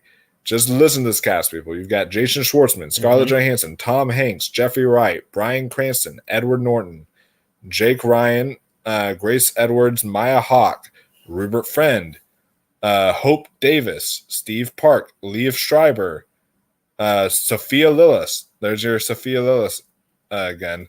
I see this movie now just with Sophia Lillis. And then Hung Chow is also in here. So very, very short part, though. And then Steve Carell, Tony Revolori, Bob Balaban, Tilda Swinton, Jeff Goldblum, and there's a great twist with him. I'm not going to give away, but there's a great twist with Jeff Goldblum. Just you'll watch it, you'll see. Adrian Brody is in there. Willem Dafoe is in there. Margot Robbie is in there as another short part again. Oh my god! This film is literally just name an actor and they're probably in it. Hit a dartboard. It is so good. And everyone plays their parts excellently. And unlike a lot of Wes Anderson movies as of late, like French Dispatch especially, was like, oh, cameo palooza. Here's a cameo. Here's a cameo. And they felt like they didn't really fit with the narrative. Every character has a moment to shine, and every character is excellent in this film. It actually adds to the story and layers to the themes. Yeah. And I find it, and it's just, I'm not gonna give too much away because the trailer is very misleading. That's all I'll say. But it is a very good movie. And also, it's talking about actors. Jason Schwartzman gives his best impersonation of Stanley Kubrick. Y'all will know that whenever y'all watch the movie. Hey, hey, Mike. Like, I was just realizing something. You know what looks like it could be a Wes Anderson movie too that's coming out? What? Barbie.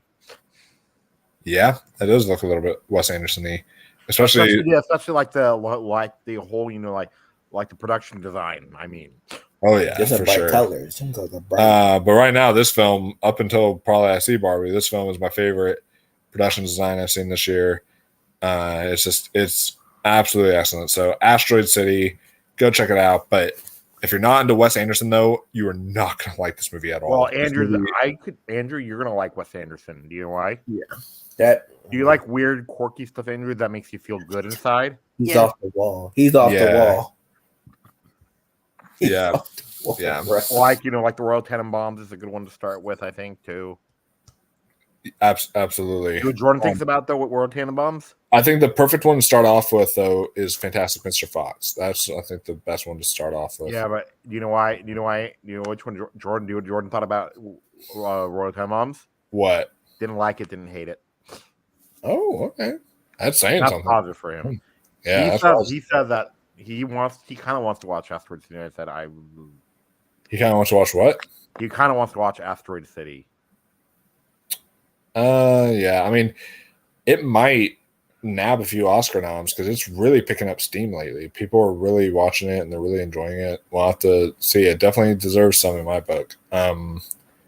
But yeah, number 5, that is it. Asteroid City. And it's the first Wes Anderson movie I'm like eager to watch again. I really want to rewatch it again in theaters. So definitely go check it out, guys, when you get a chance. So what is your number 4, Andrew? Are you guys ready for this? Okay. Yes, I am. Are you ready for the scuttlebutt? Oh. Scuttlebutt. Oh. Little Mermaid number 4. Now I hope we get a copyright claim on this video, not because of the last song that was played, but because of you just singing the Scuttlebutt song. Oh my god! I'm surprised I already hated it. Thank you. Oh god! I love this movie. It fills me with so much overwhelming joy and happiness that this movie has to be number 4.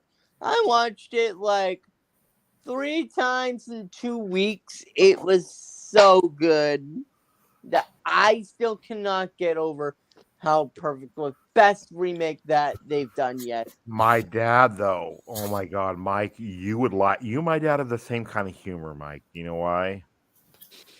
Why? I'm listening to the soundtrack right, and Scuttlebutt comes on. And my dad walks through the room. He says, "Ross, I've told you to stop playing siren sounds. It pisses off your brother." Oh my lord! It does sound like a siren, doesn't it? Especially the squawk, squawk, squawk. It's like, geez. It Oh sounds... my God, Austin hated that song, didn't he? You God, remember? I wanted to fight that brother. I literally was like showing my friend Adam the song. I should know it. He's like, oh, thank God it's over after we watched it. But like with Adam, he literally was like doing this and like grabbing his hair, and he was literally about to shut off the video. It's like he was about to grab my phone away from me and shut it off. Man, it was just. It's Like, that humor, man.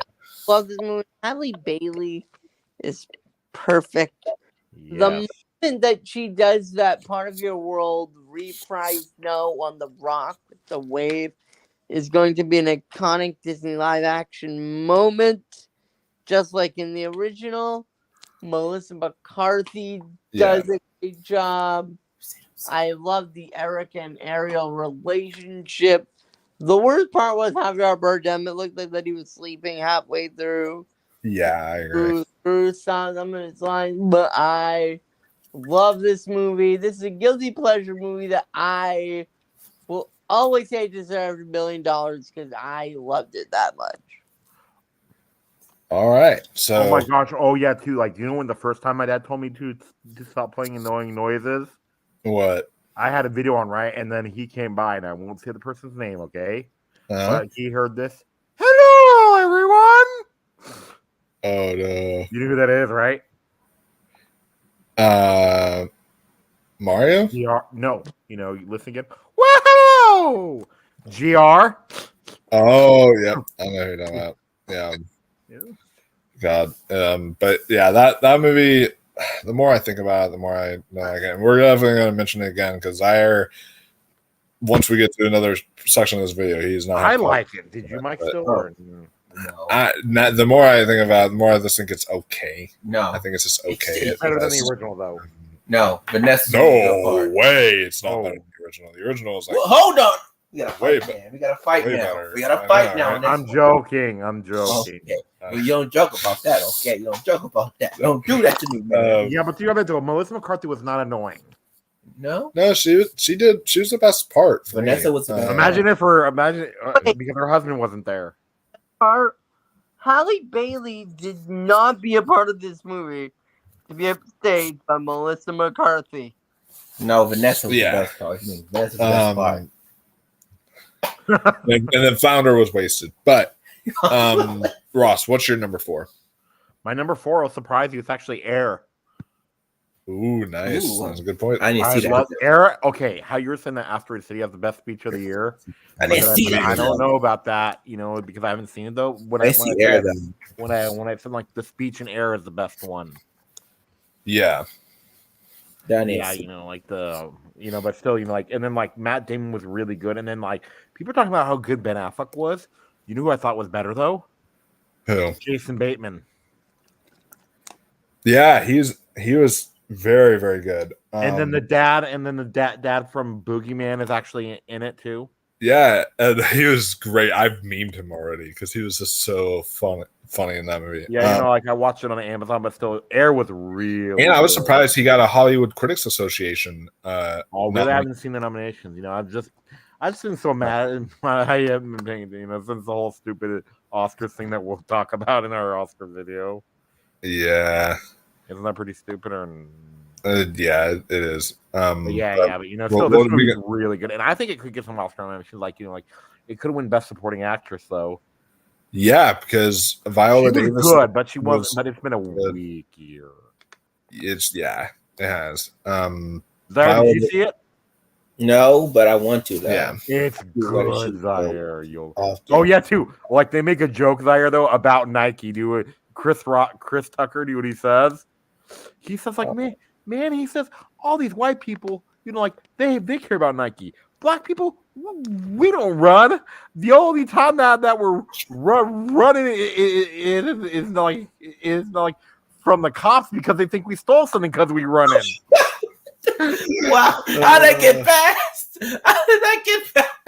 How did I get past? I don't know. But yeah, that's like one of the best lines. But yeah, still, it's a How did I great go? I movie. didn't want to get past though. So, what's your number 4?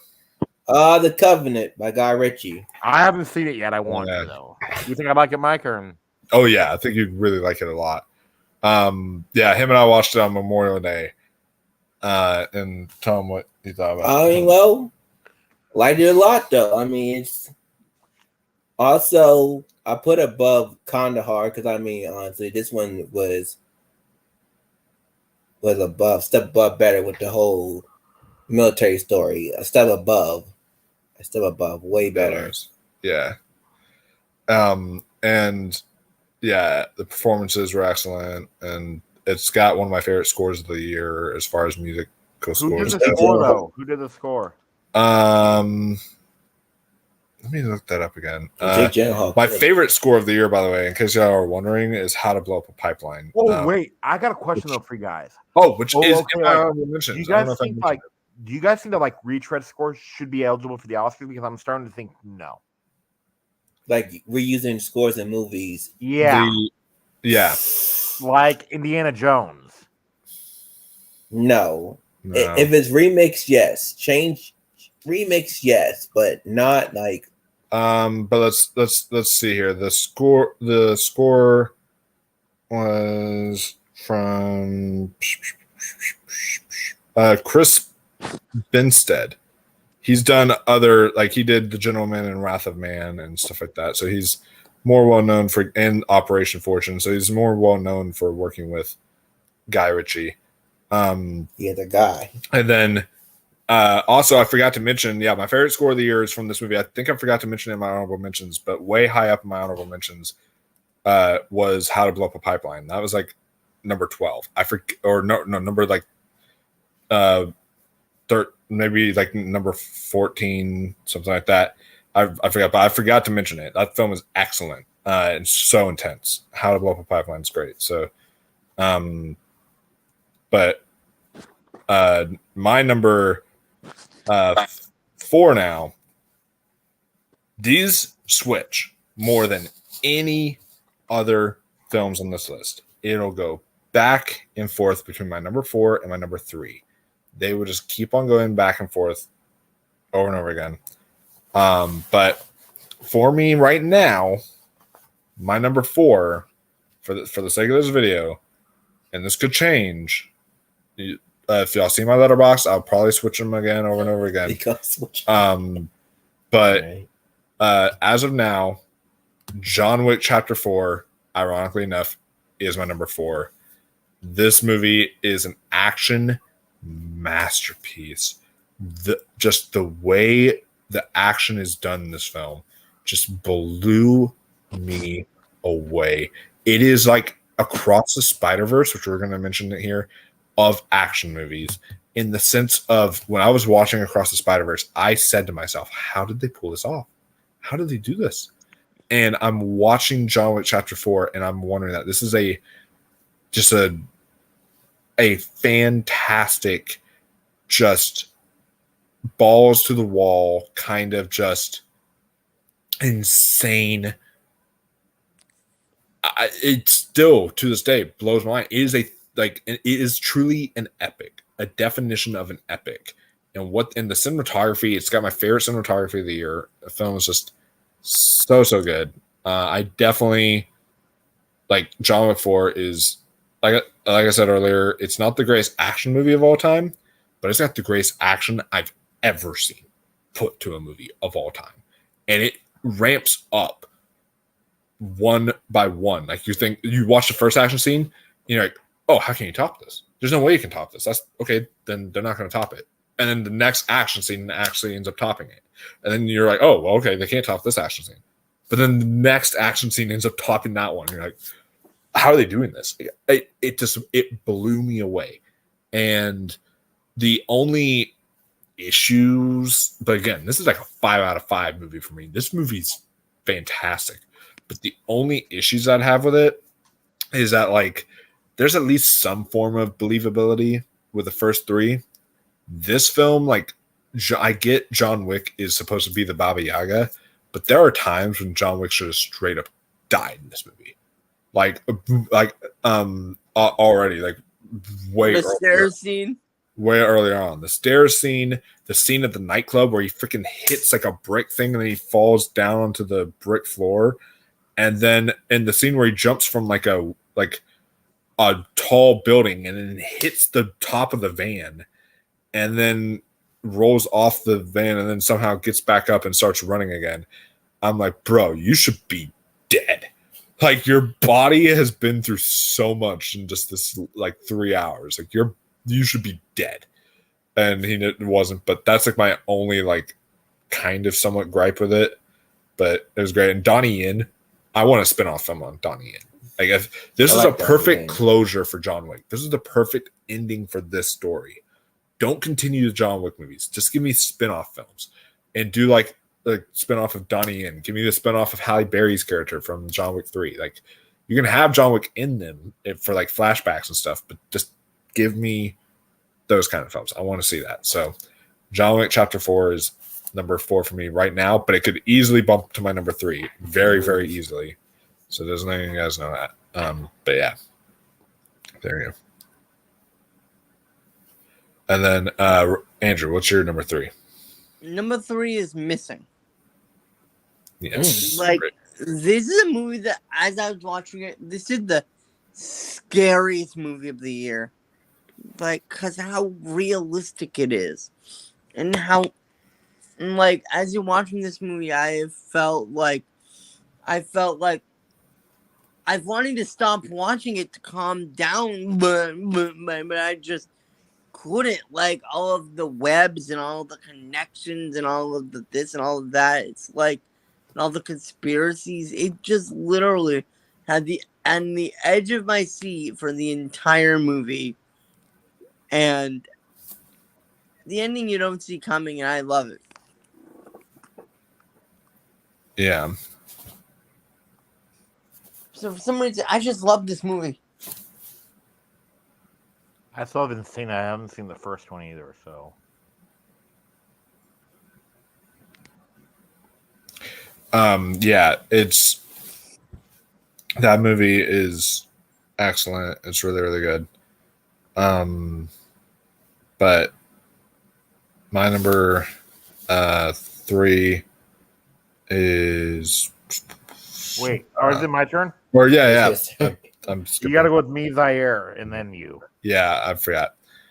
All right. Okay. Yeah. My number 3 is. Do you know how John Wick with your number 4, Mike? Yeah. My 3 is Guardians of the Galaxy Volume 3. Oh wow. I love it. It's so good. And then like it's the most emotional. And then like I don't know how much I'll rewatch it because I've seen it twice already, and maybe I might see it one more time when it comes out on digital with my parents. But it's still so emotional. It's still good. And it has one of the best MCU villains in a while. Yeah, absolutely. He was horrifying. And that scene is easy to figure out if you rewatch it.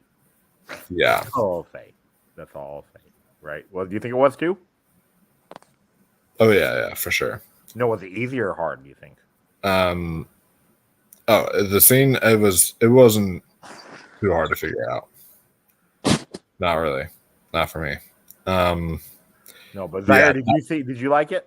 Oh yeah, I like it. Mike, have you shown your mom it yet or no? No, not yet, but I do want to. I might take her again, maybe because I'm doing nothing tomorrow. I might take her tomorrow to go see it. But I warned her about the rocket stuff. So, but she's gonna love that part though, I think. Which part?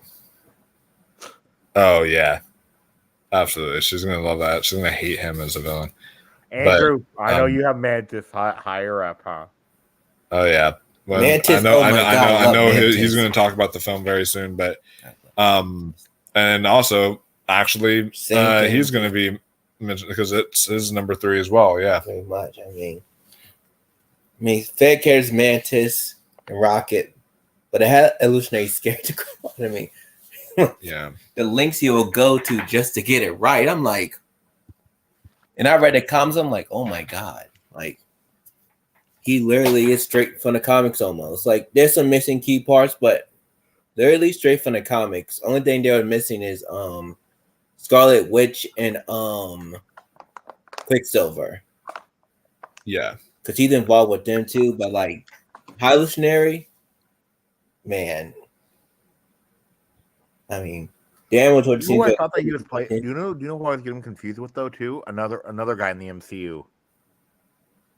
Oh. You know the guy from The Good Place. Which one? Is it the black guy or the Yes. with the glasses? Wait, With the glasses though. who does he play? He's in Guardians. He's in Ant-Man and the Quantumania. Yes, I didn't know that. Yeah. You okay, Mike? Oh yeah. I'm okay. I'm sorry. I'm just like I said, I'm not in the right headspace right now. But it's all good. But yeah, Guardians 3 is also my number 3. The film is a masterpiece. It's one of the best comic book movies I've ever seen in my life. It is just so good. These characters, you fall in love with all of them. The Rocket, Groot, every one of them, and like the story that they give to just to Rocket. Like this is really Rocket's movie. I feel and more than the other Guardians. It's really his movie, and he just absolutely kills it. And Bradley Cooper is just excellent in this film, and it's just it's y'all have already said pretty much what there's not much else to be said. That this film is just amazing. The soundtrack's amazing. The such perfect closure for every single one of these characters. And I don't need to see any more Guardians stuff because this is the perfect way to wrap it up. So Andrew says though, and interesting about this too. He says he hopes that the Marvel, that DC becomes lighter, in tone. Yeah. And I said I think it'll become darker and lighter in tone at the same time. Depends on the character they pick. No, I meant though, how the Suicide Squad, how you have like people's heads getting chopped off and stuff, but it still did it in a comedic way. So yeah, I mean, maybe not. They do Constantine. I don't see anyway. Like you do a light Constantine. I can't see that. I can't see a comedic Constantine. No,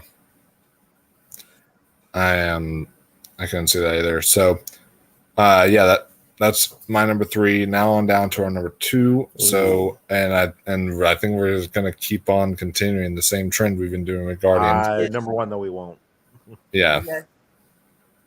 You know what I say to people who say my list is a sham? You know the reference. This is my second favorite movie of the year. Mantis is perfect in this movie. She is so funny. She is just so perfect. She's my angel in this movie.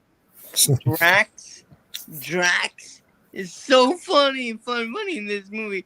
Here's my favorite scene with the kids and my favorite out of context line. Hello, idiots. I agree. Mantis is that good. I mean, I agree. And that scene with yes, she is. And that scene with Rocket. Me and my friend related to 2 of the characters, and it made that scene even sadder.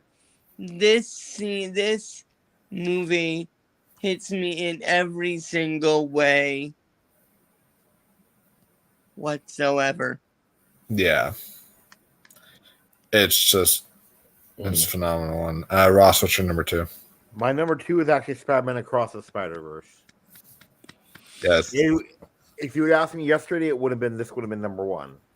But after thinking about it, I do like this movie. It's a little bit too long, but still, it's still really good. I still loved it. Yeah. Oh yeah. So I love that we're all gonna have different number ones because each of us have different number ones whenever we get to that Wait, point. Michael, where's Past Lives then? You'll see. Okay, But it's yeah. I really want to Spider-Verse see Past is- Lives now. Across the Spider-Verse is excellent. You especially will want to see it once I talk about it. But Zaire, what's your number 2? All right, my number 2 is Scream 5. Scream 6. Six of wow. Yeah. 5 came out in 2021. Yeah, 2022. Yeah. Which that movie gets worse every time I watch it. Come on, Scream, man. Look, Scream look. 5 does. But Scream 6 Scream 6, man. I is mean, still really good. the twist, though, I did like the twist. Yeah. Now, they did take the, can I state, the loose woman trope. Yeah. They used it well. They did. That ginger was loose, but they used it well. They Yes, used it and then well. yes, and then like I just hope that they do Haunted Hippies idea, for one of them, huh? Yeah. With the whole support group of the Survivor girls. I would love that. Yeah, Jamie Lee Curtis. I also love the idea that Austin has of like a found footage Scream movie, and it Yes. it parodies the like whole idea of found footage genre and all that type of stuff because they've never actually like done that genre yet. And then also someone mentioned an animated, like it would be really funny to see like an animated kind of Scream movie. That would be really funny. You want to tell Austin then on Monday though about the found footage idea? I actually have an idea for it too. You know what? What? Every single kill, it's like the end of the movie, how it just cuts to black. Yes. Because that's how every single almost every single found footage movie ends is the fade to black, right? Yeah. Yeah. Although that would be like, I know for the gore hounds, they would be disappointed in that, but but yeah, Scream 6, I loved how much darker and grittier it was and a lot more intense than previous installments. And Scream 6 actually has the scariest scene of the year for me too. Oh, really? Which one? The ladder. Yes. Oh, the ladder. Oh scene, my yeah. god. Oh my. That scene, I was like on edge, and then also the subway scene too was also really Is that a so intense. Yeah. Ari said nothing happened in that scene. I'm a And smack. what in the subway scene? Yes, he said the Really? out like a bigger thing. He said, but it wasn't that big a deal. He said. He blind. He blind Yeah. and crazy, Um, but not crippled. but yeah, my number 2 is one we mentioned it. It is Across the Spider-Verse. This film just blew me away. This film is just absolutely. Sorry. Oh, now that might be copyright. Okay. Copyright claim. I don't know what that is. We should be But- good. We should, Completely an accident. You know that. You know I wouldn't do that. I don't know, but what song was that? You know, time of your life. Oh, okay. But yeah, Spider-Man Across the Spider-Verse is just a absolute masterpiece of a film. This film just literally is the greatest animation I've ever seen put to film in my entire life. Like the way the animation tells the story and like the themes of what each character is going through. Like when Gwen Stacy's world happens, it'll be acrylic paints, or whenever, and then how you'll see like when she's upset, it'll like start to fade away or something like that. And then whenever she's sad, it'll be like this like blue world. And then whenever she's happy, it'll be this pink world. It's like so artistic. And so it's just the way it's done there. Yeah, it was done like watercolors. It felt like. Yeah, like a watercolor kind of painting kind of look to it. yeah, Spider-Man was and- good too. And it was just a beautiful movie about like acceptance, about feeling like you're a mistake. And it was very relatable because several of us can feel that way sometimes. And it's just was so powerful. And to me, this is the best Spider-Man movie I've ever seen. And one of the best comic book movies I've ever seen in my entire life. This film is excellent. The soundtrack's great. The score is great. Everything about it works immensely. And this is just absolutely like I said and I will stand by it.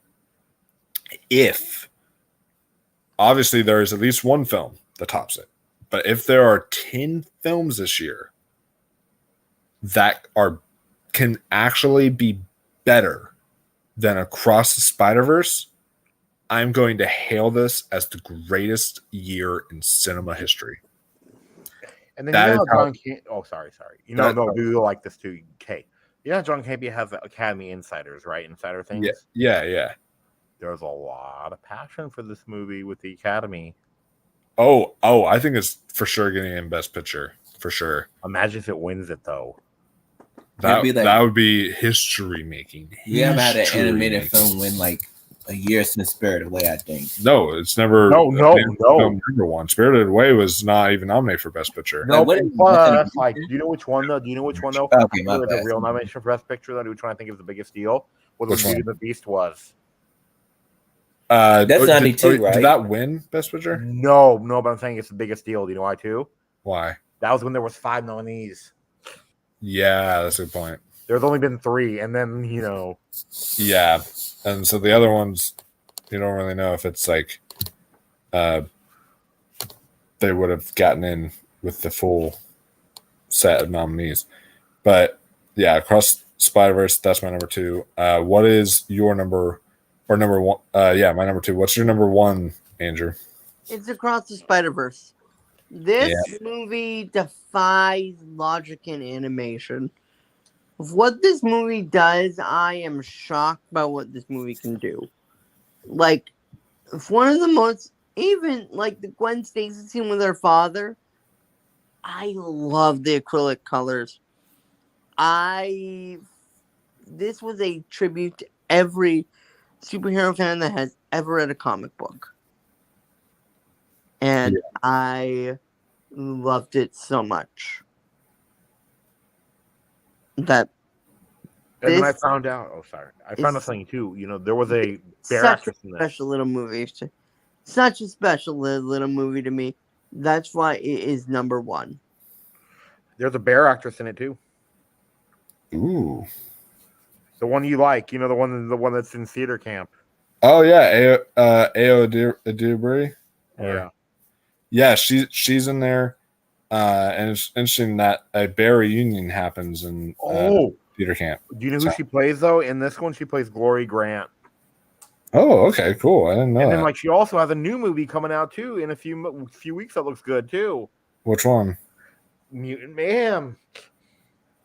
Oh, Music Man. You said? No, Mutant Mayhem.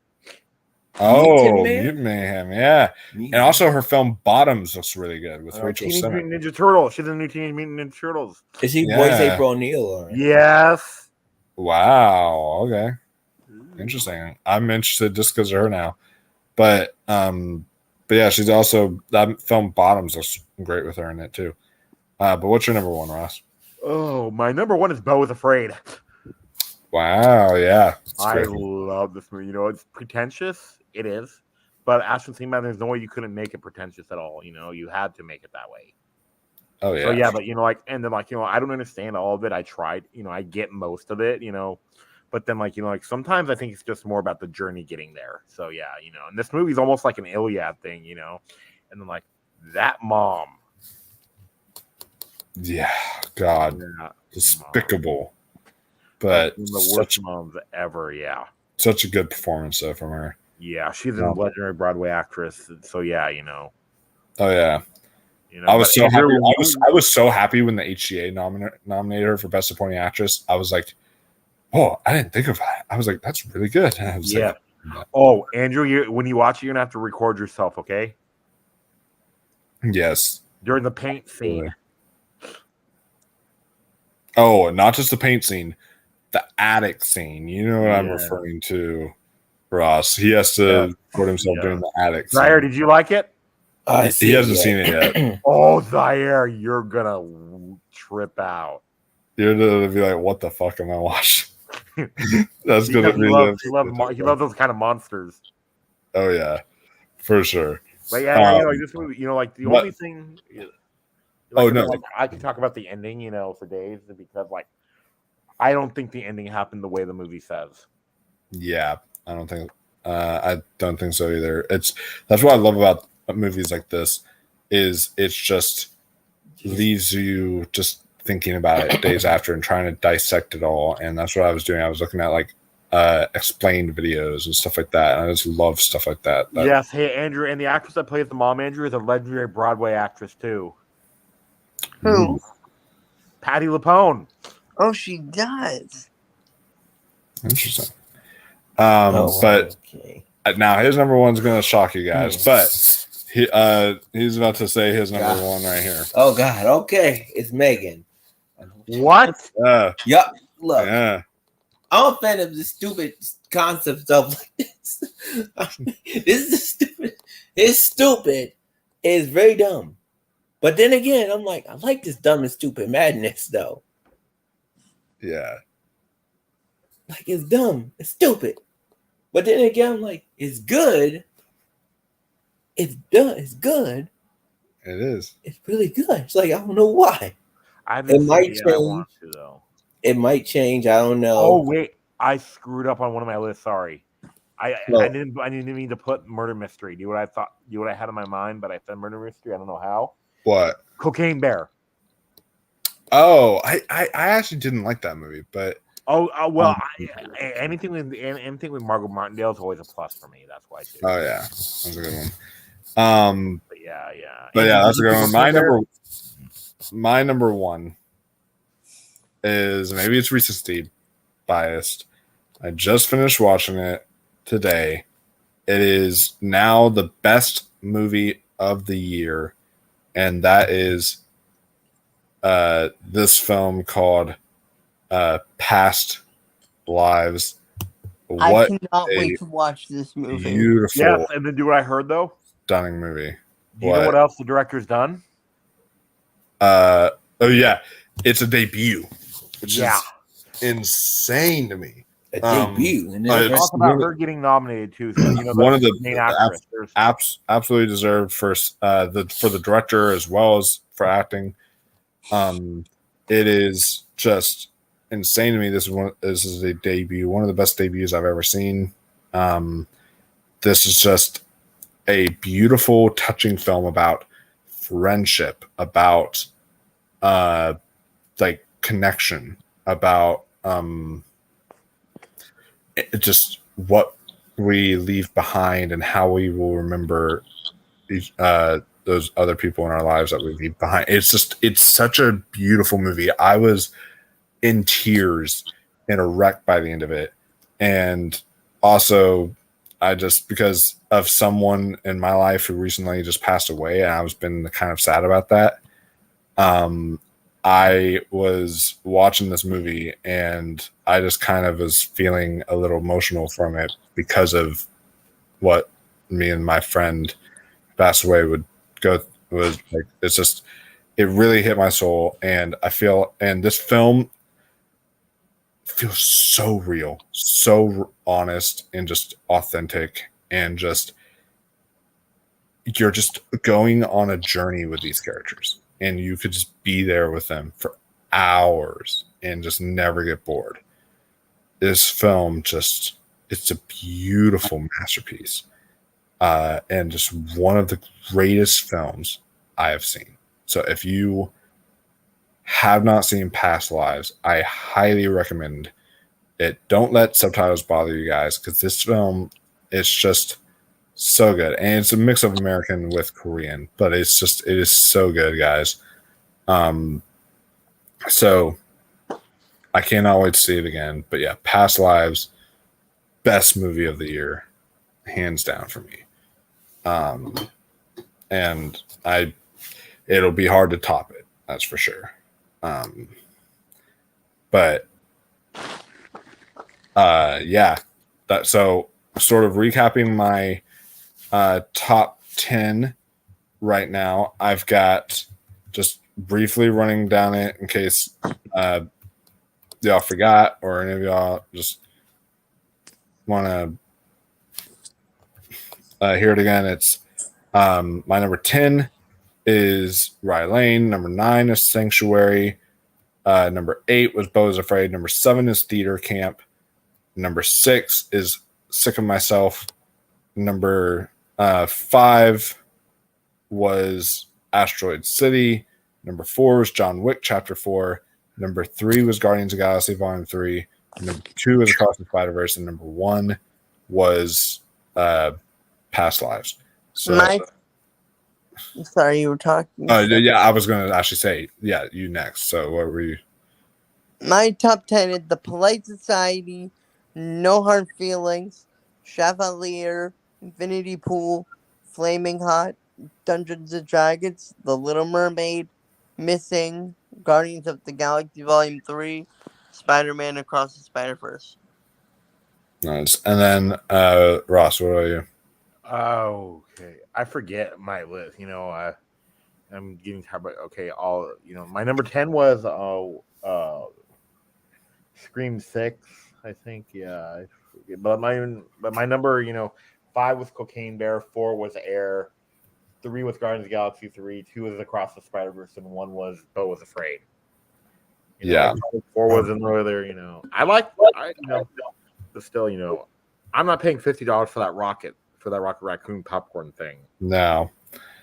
And then just real quick, recap your top 10 briefly. Kandahar, Knock at the Cabin, Theater Camp, Play Society, Evil Dead Rise, Cross the Spider-Verse, The Covenant, Guardians 3, Scream 6, I think I got it right, and Megan.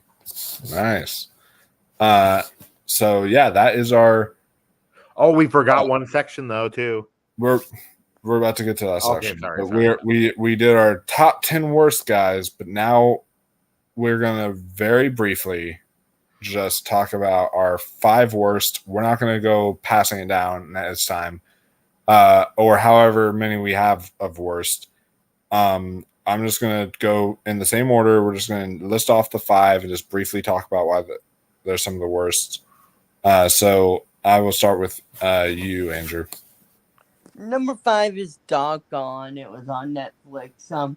It's not that bad of a movie. It's just a movie that you're like, seriously, this is happening. Seriously, like the dog goes missing, and you've got people from Africa, and you've got people from all these foreign countries helping find this dog, and it's like, really, could this ever really happen? And it was just really cheesy, and it is kind of silly, but at the end of the day, it wasn't that bad. Number 4 is Evil Dead Rise. Loved the opening. Ending was okay. Middle part, I even fell asleep. It was boring. It was, and it was even a little bit too gory for me. And then number 3 is this movie called Falcon Lake. It's a French movie. It's supposed to be like a coming of age movie. Had its good moments, but it's a really weird movie with an ending that makes you go, what did I just watch? See, But I knew that's one I for sure knew. I was like watching it, and I literally said out loud, I was like, "This is not an Andrew movie." Is it a Jordan movie?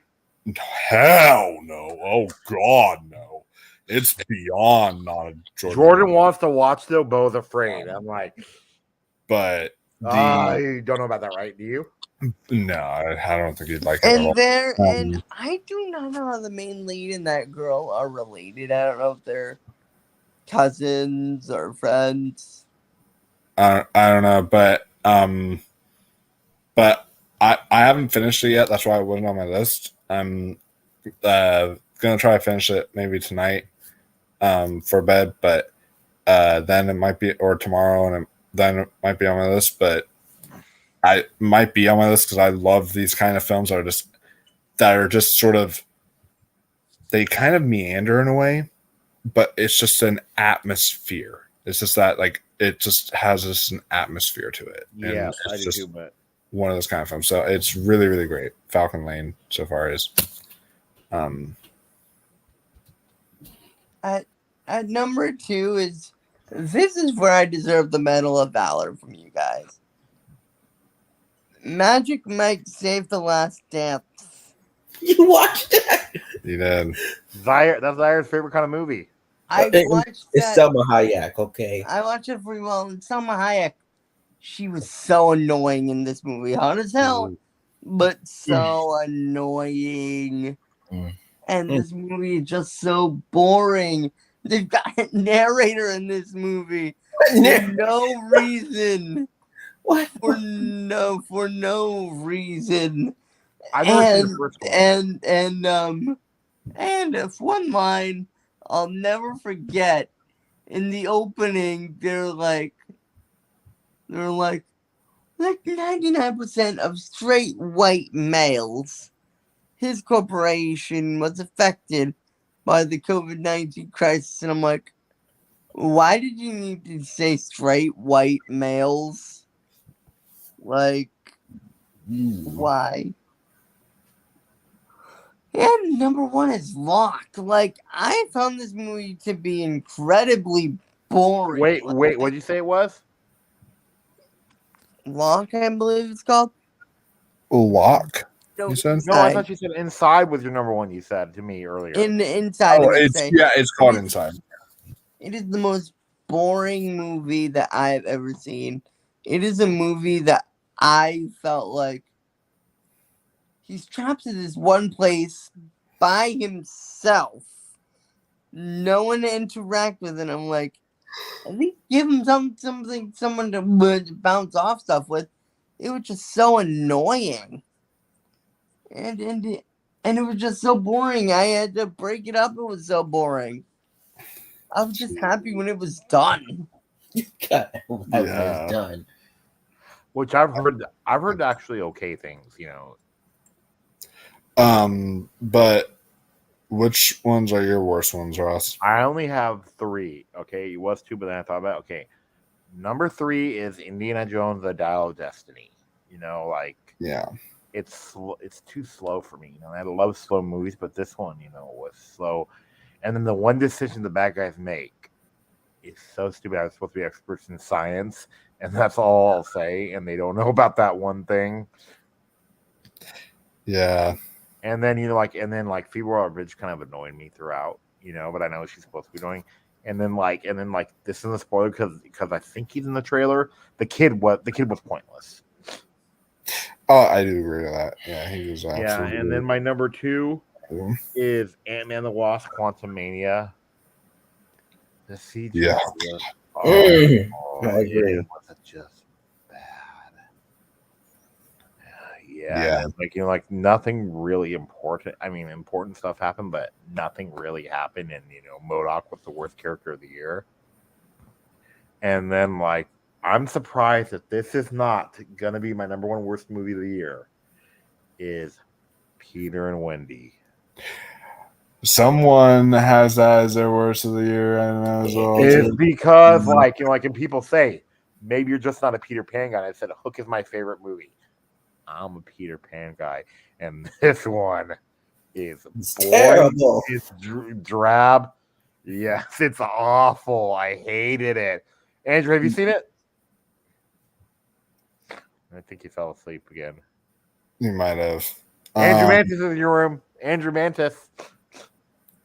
Mantis is here. She's naked. No. Okay. She is. Not cool then. Did somebody say Mantis is in the naked? There you go. Andrew, did you hear my number 1 worst movie of the year, though? Yes, I still need to watch that movie. You don't need to. No, it is No. a bad film.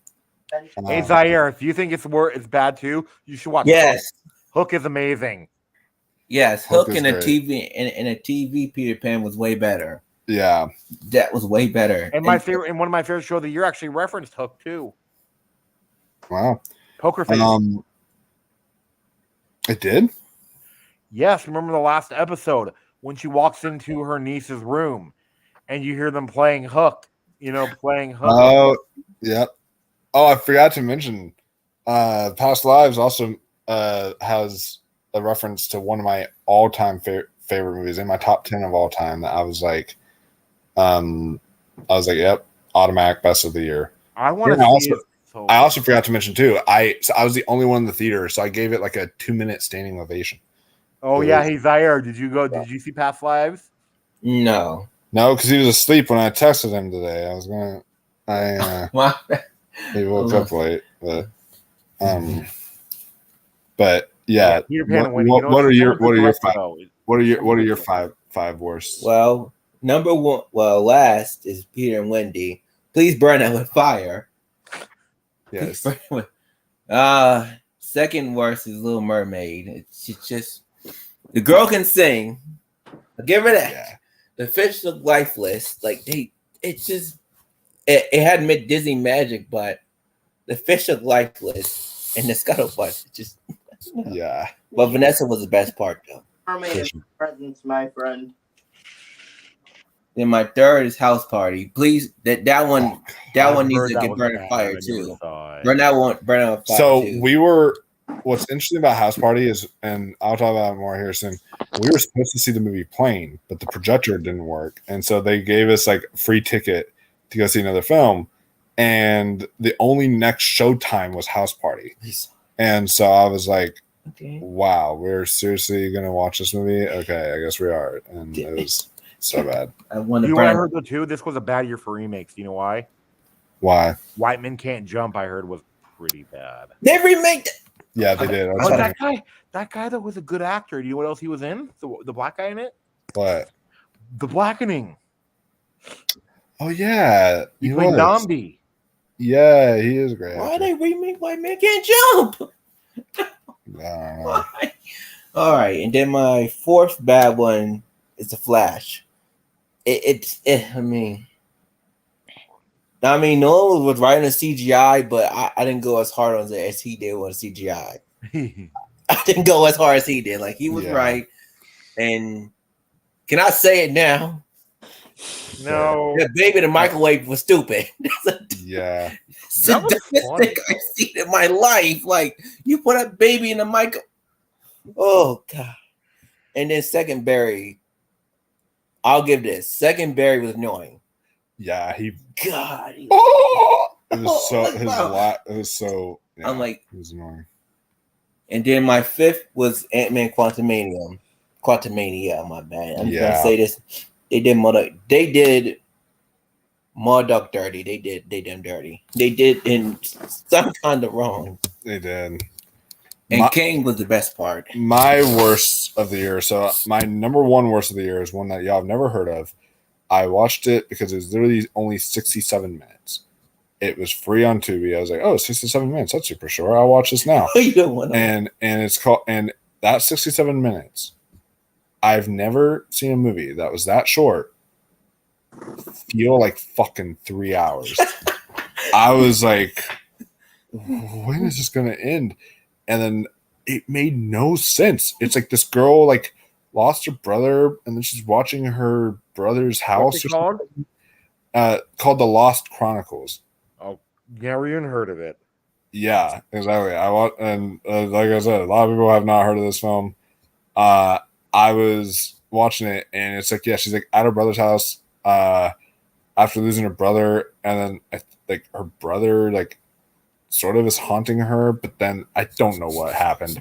That movie was like, you need to be high to get any form of enjoyment out of it. And the acting was like, god You know damn. what could be the worst movie next year, I think, though, honestly? What? The Animal 2.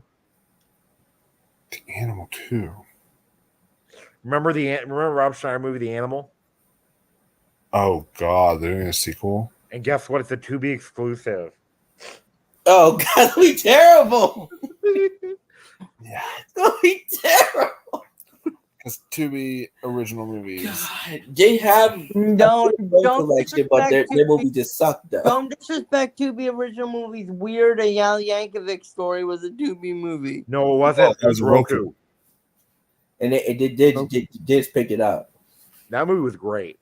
It was. I loved it. But my next one is the Children of the Corn remake. Talking about another bad remake. This is my second worst movie of the year. This film was so bad. It was supposed to be released in 2020. It was like made even earlier. It was supposed to be released in 2020, and they just decided to keep it on a dusty old shelf until December until the year 2023. Then they released it.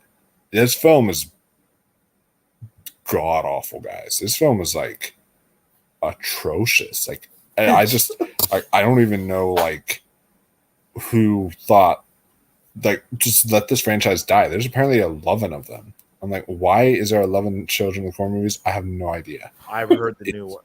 The original one is creepy as hell. But that one's bad. And then my third worst film of the year is a film called Fear, which is directed by, I should have known it was going to be bad. It was directed by Deon Taylor. Oh, it's got 1.6 on Letterboxd. But it was directed by Deon Taylor, who did the film Meet the Blacks and then Meet the Blacks 2.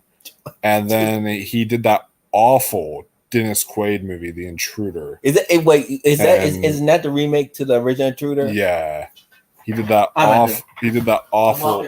Yeah, he did that awful Intruder movie. He did not. He did not. And then he made this horror movie called Fear, and it was just like these friends who are all staying in this like cabin for like a because this one guy wants to like propose to his girlfriend or something like that, and it's just so boring. You don't care about any of the characters. And the film is just and what's dumb is they have this like they don't even title it COVID, but they like have a full COVID plot in there, and you're watching the horror movie and they're like, oh, you can't step outside because something's going to kill you, and they're like, but we can't let that person's been around it, we can't let him. I'm like, I'm supposed to be watching a horror movie here, and I'm just seeing characters being freaked out because there's this disease like COVID outside. I know, but do you know what the highest rated film on Rotten Tomatoes is, though? What? 52%. That's not bad, right? The highest rated is 60%? No, 52. 52? Wait. Oh, his highest rated. Yeah, it's called Black and Blue. It's with Naomi Harris and Tyrese Gibson. Oh, yeah, I do want to see that one. He literally just... I don't want to watch the man work now. You're watching Remake Intruder. Why? Then he also did that awful movie called Fatale or something like that. That was also a bad one. But yeah, and then the worst part. So I'm watching Don't Fear, and obviously it's boring with like it's one of those like ghost story movies, and yet they implemented this COVID plot in there. It was weird. But then you get to the end, and there's this virus or whatever that they're like talking. I'm just going to tell you guys. It was like this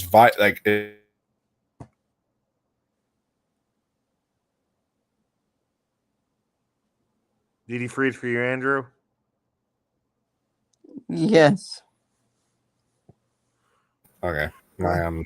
Oh, okay. You're frozen, kind of. Am I good now? You're lagging super, like, and you're part black, you're part gray. Okay, I'm good now. Yeah. What happened? I don't know. I just saw it act weird. That was strange. But what I was saying is, so this girl, she steps outside, and is running away from the thing at the very end, and then she gets a text from her sister because she finally gets cell service. She sees a bunch of people walking, and her sister's like, "Oh, there was actually no virus. It was all a hoax. People just are safe. You can go outside now." And it's like, I just sat there face palming, like, you've made me spend that much time on this dumb COVID plot just to make it absolutely pointless, and there to be no reason for it at all, because there was no such thing as that in the movie. It was so dumb. And then on top of that, so apparently the original title is called Don't Fear.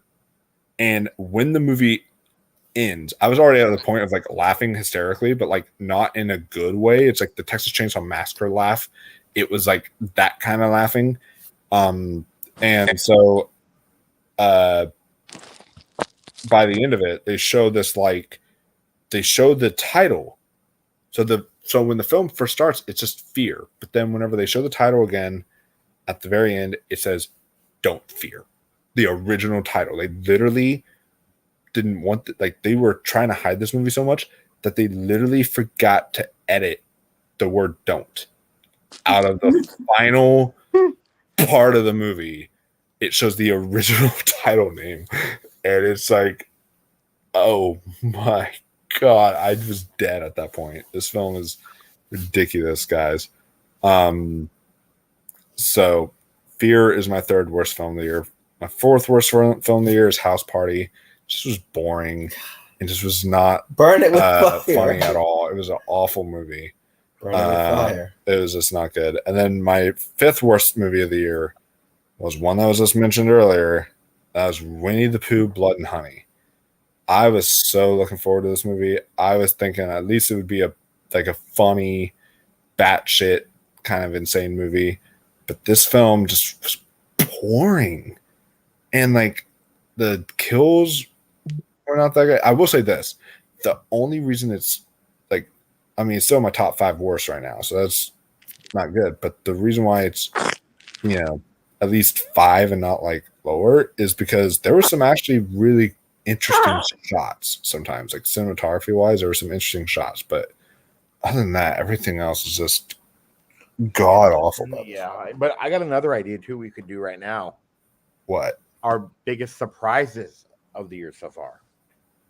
Yeah, we could do that. What are your biggest surprises of the year? I've got 2. Because I was expecting both of them to be awful. I had one in mind, but then another one got replaced. One of them was 80 for Brady. Oh yeah, that wasn't bad. It's not awful like he's expecting. Did you see it yet? Not yet. I'm gonna see it at some point. Yeah, but it's not awful. You were expecting to be really bad, but it's not. It's pretty good. Actually, it's like come on, any movie that involves a strap-on joke, I'm cracking up. Oh yeah, for sure. And then what? What about you, Andrew? Do you have any surprise films? Missing it was so much better than I ever thought it was gonna be, and Infinity Pool so much better than I thought they were ever gonna be. Oh yeah. And then do you have anyone that was super surprising to you? Surprising? I'm gonna say Transformers because it's just like their 11th movie, and I'm like, it's gonna be terrible. I'm like, no. I was like, okay, it's something here, but not close, but something here though. Yeah, Mario almost made the list, but yeah, my biggest surprises were probably. The Boogeyman was a surprise for me, only in the sense of that director did dash cam. So that was a big surprise for me. I think the biggest surprise of the year was Dungeons and Dragons. I was not I was thinking, okay, this could either really suck or this could be kind of fun.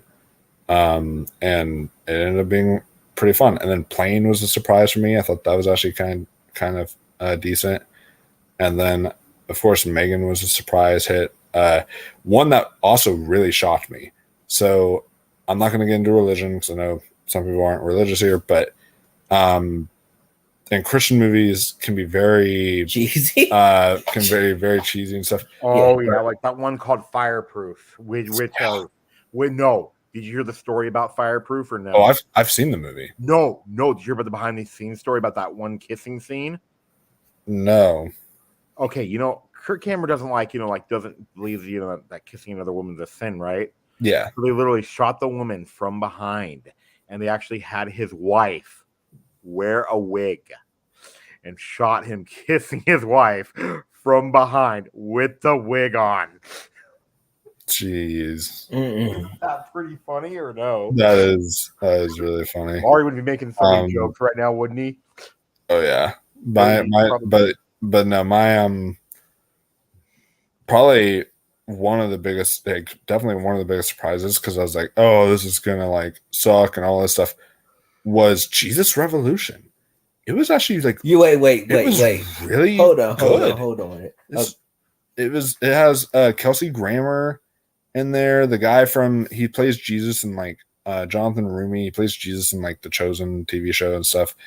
And he's like well known for playing that role. But the reason why it's good is, and it's actually about Calvary Chapel, which is the church I used to go to a lot. But it's about the like hippies called like during like the 60s or something, called the 70s, called the Jesus freaks, and they were like this these like Christian hippies that would have their view, like, and it was just more of like, other than trying to slam a story of God in your face, it was more of a story of love and acceptance of others, and just allowing these people in who might be different, but just to let them share in this one thing they're passionate about as well. And it was a very beautiful, very touching movie.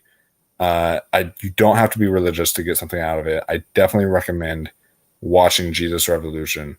I think everyone should watch it. It's really, really good. But yeah, those are like my biggest surprise films. Yeah, I like, like, you should watch 84A. It's a fun time. It's not the greatest movie in the world, but it's not the worst either, like the Trinity that would be.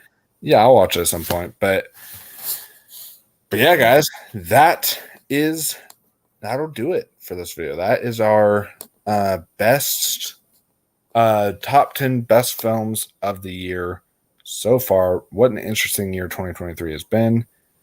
Can't wait to see what else comes out in 2023, what 2023 has to offer. Like, there's some great stuff between, like, I can just imagine, this is where we're at now. It'll be interesting to see what the list looks like down the line once we get to the end of the year, because like, we've got Killers of the Flower Moon, we've got Oppenheimer, Barbie, Mission Impossible. Like, it'll be very interesting to see where it all ends up. I cannot wait by the end of the year. So we will not be doing a spoiler review for Indiana Jones. There's some I mean, well, we might do a review, but I don't know if we have to do a spoiler review. Yeah, because we said for different mine my favorites go though. Okay, go probably right now. I'll be seeing it again. But I go like 3, 1, 4, 2, 5.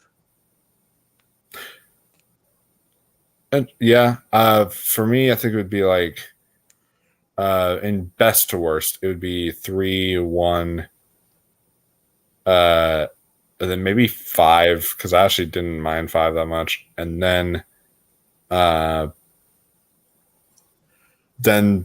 then 4 probably. People say though, people say like Crystal Skull has nothing redeeming about it. I think there's actually a lot of good moments. Oh yeah, there are, especially in the first part of the film. Oh, but though, let me tell you though, it actually has my favorite line of the series, and I'm not trolling either. Really? Which one? Is that, like, she asks him, so there were no other women in your life? And then, like, and he goes like, yeah, there were a few, but they all had the same problem. They weren't you.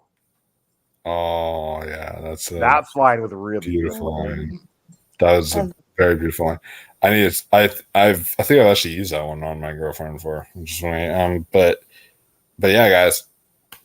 So let me know down below, what 2023 movies have you seen? Are we going to do a most anticipated? Are we going to do most anticipated for the rest of the year?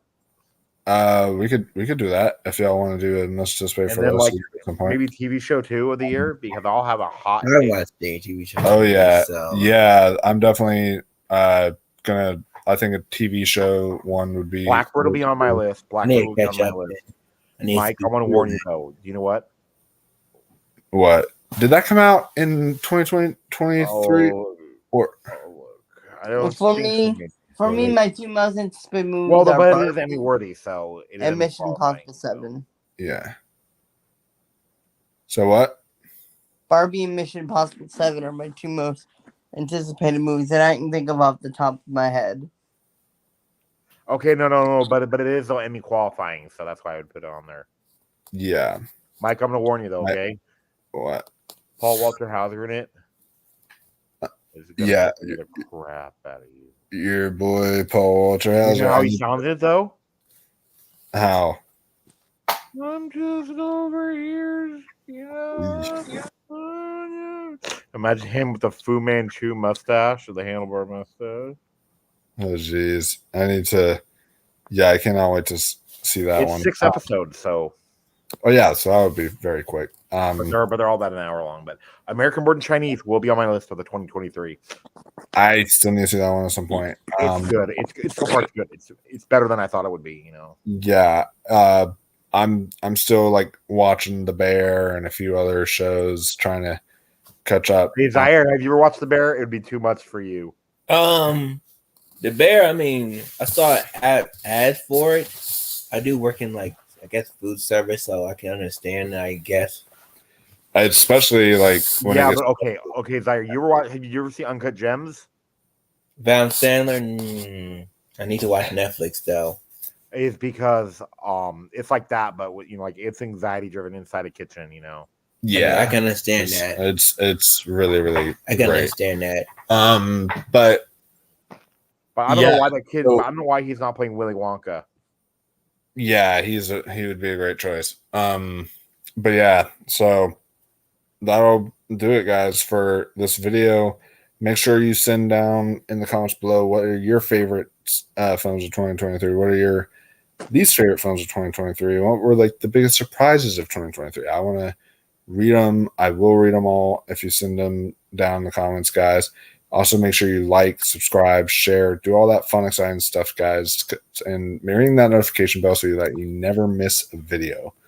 But yeah, that'll be it for us today, guys. And we will see you all in the next video. Until next time, stay classy, my friends. Yay. Whenever it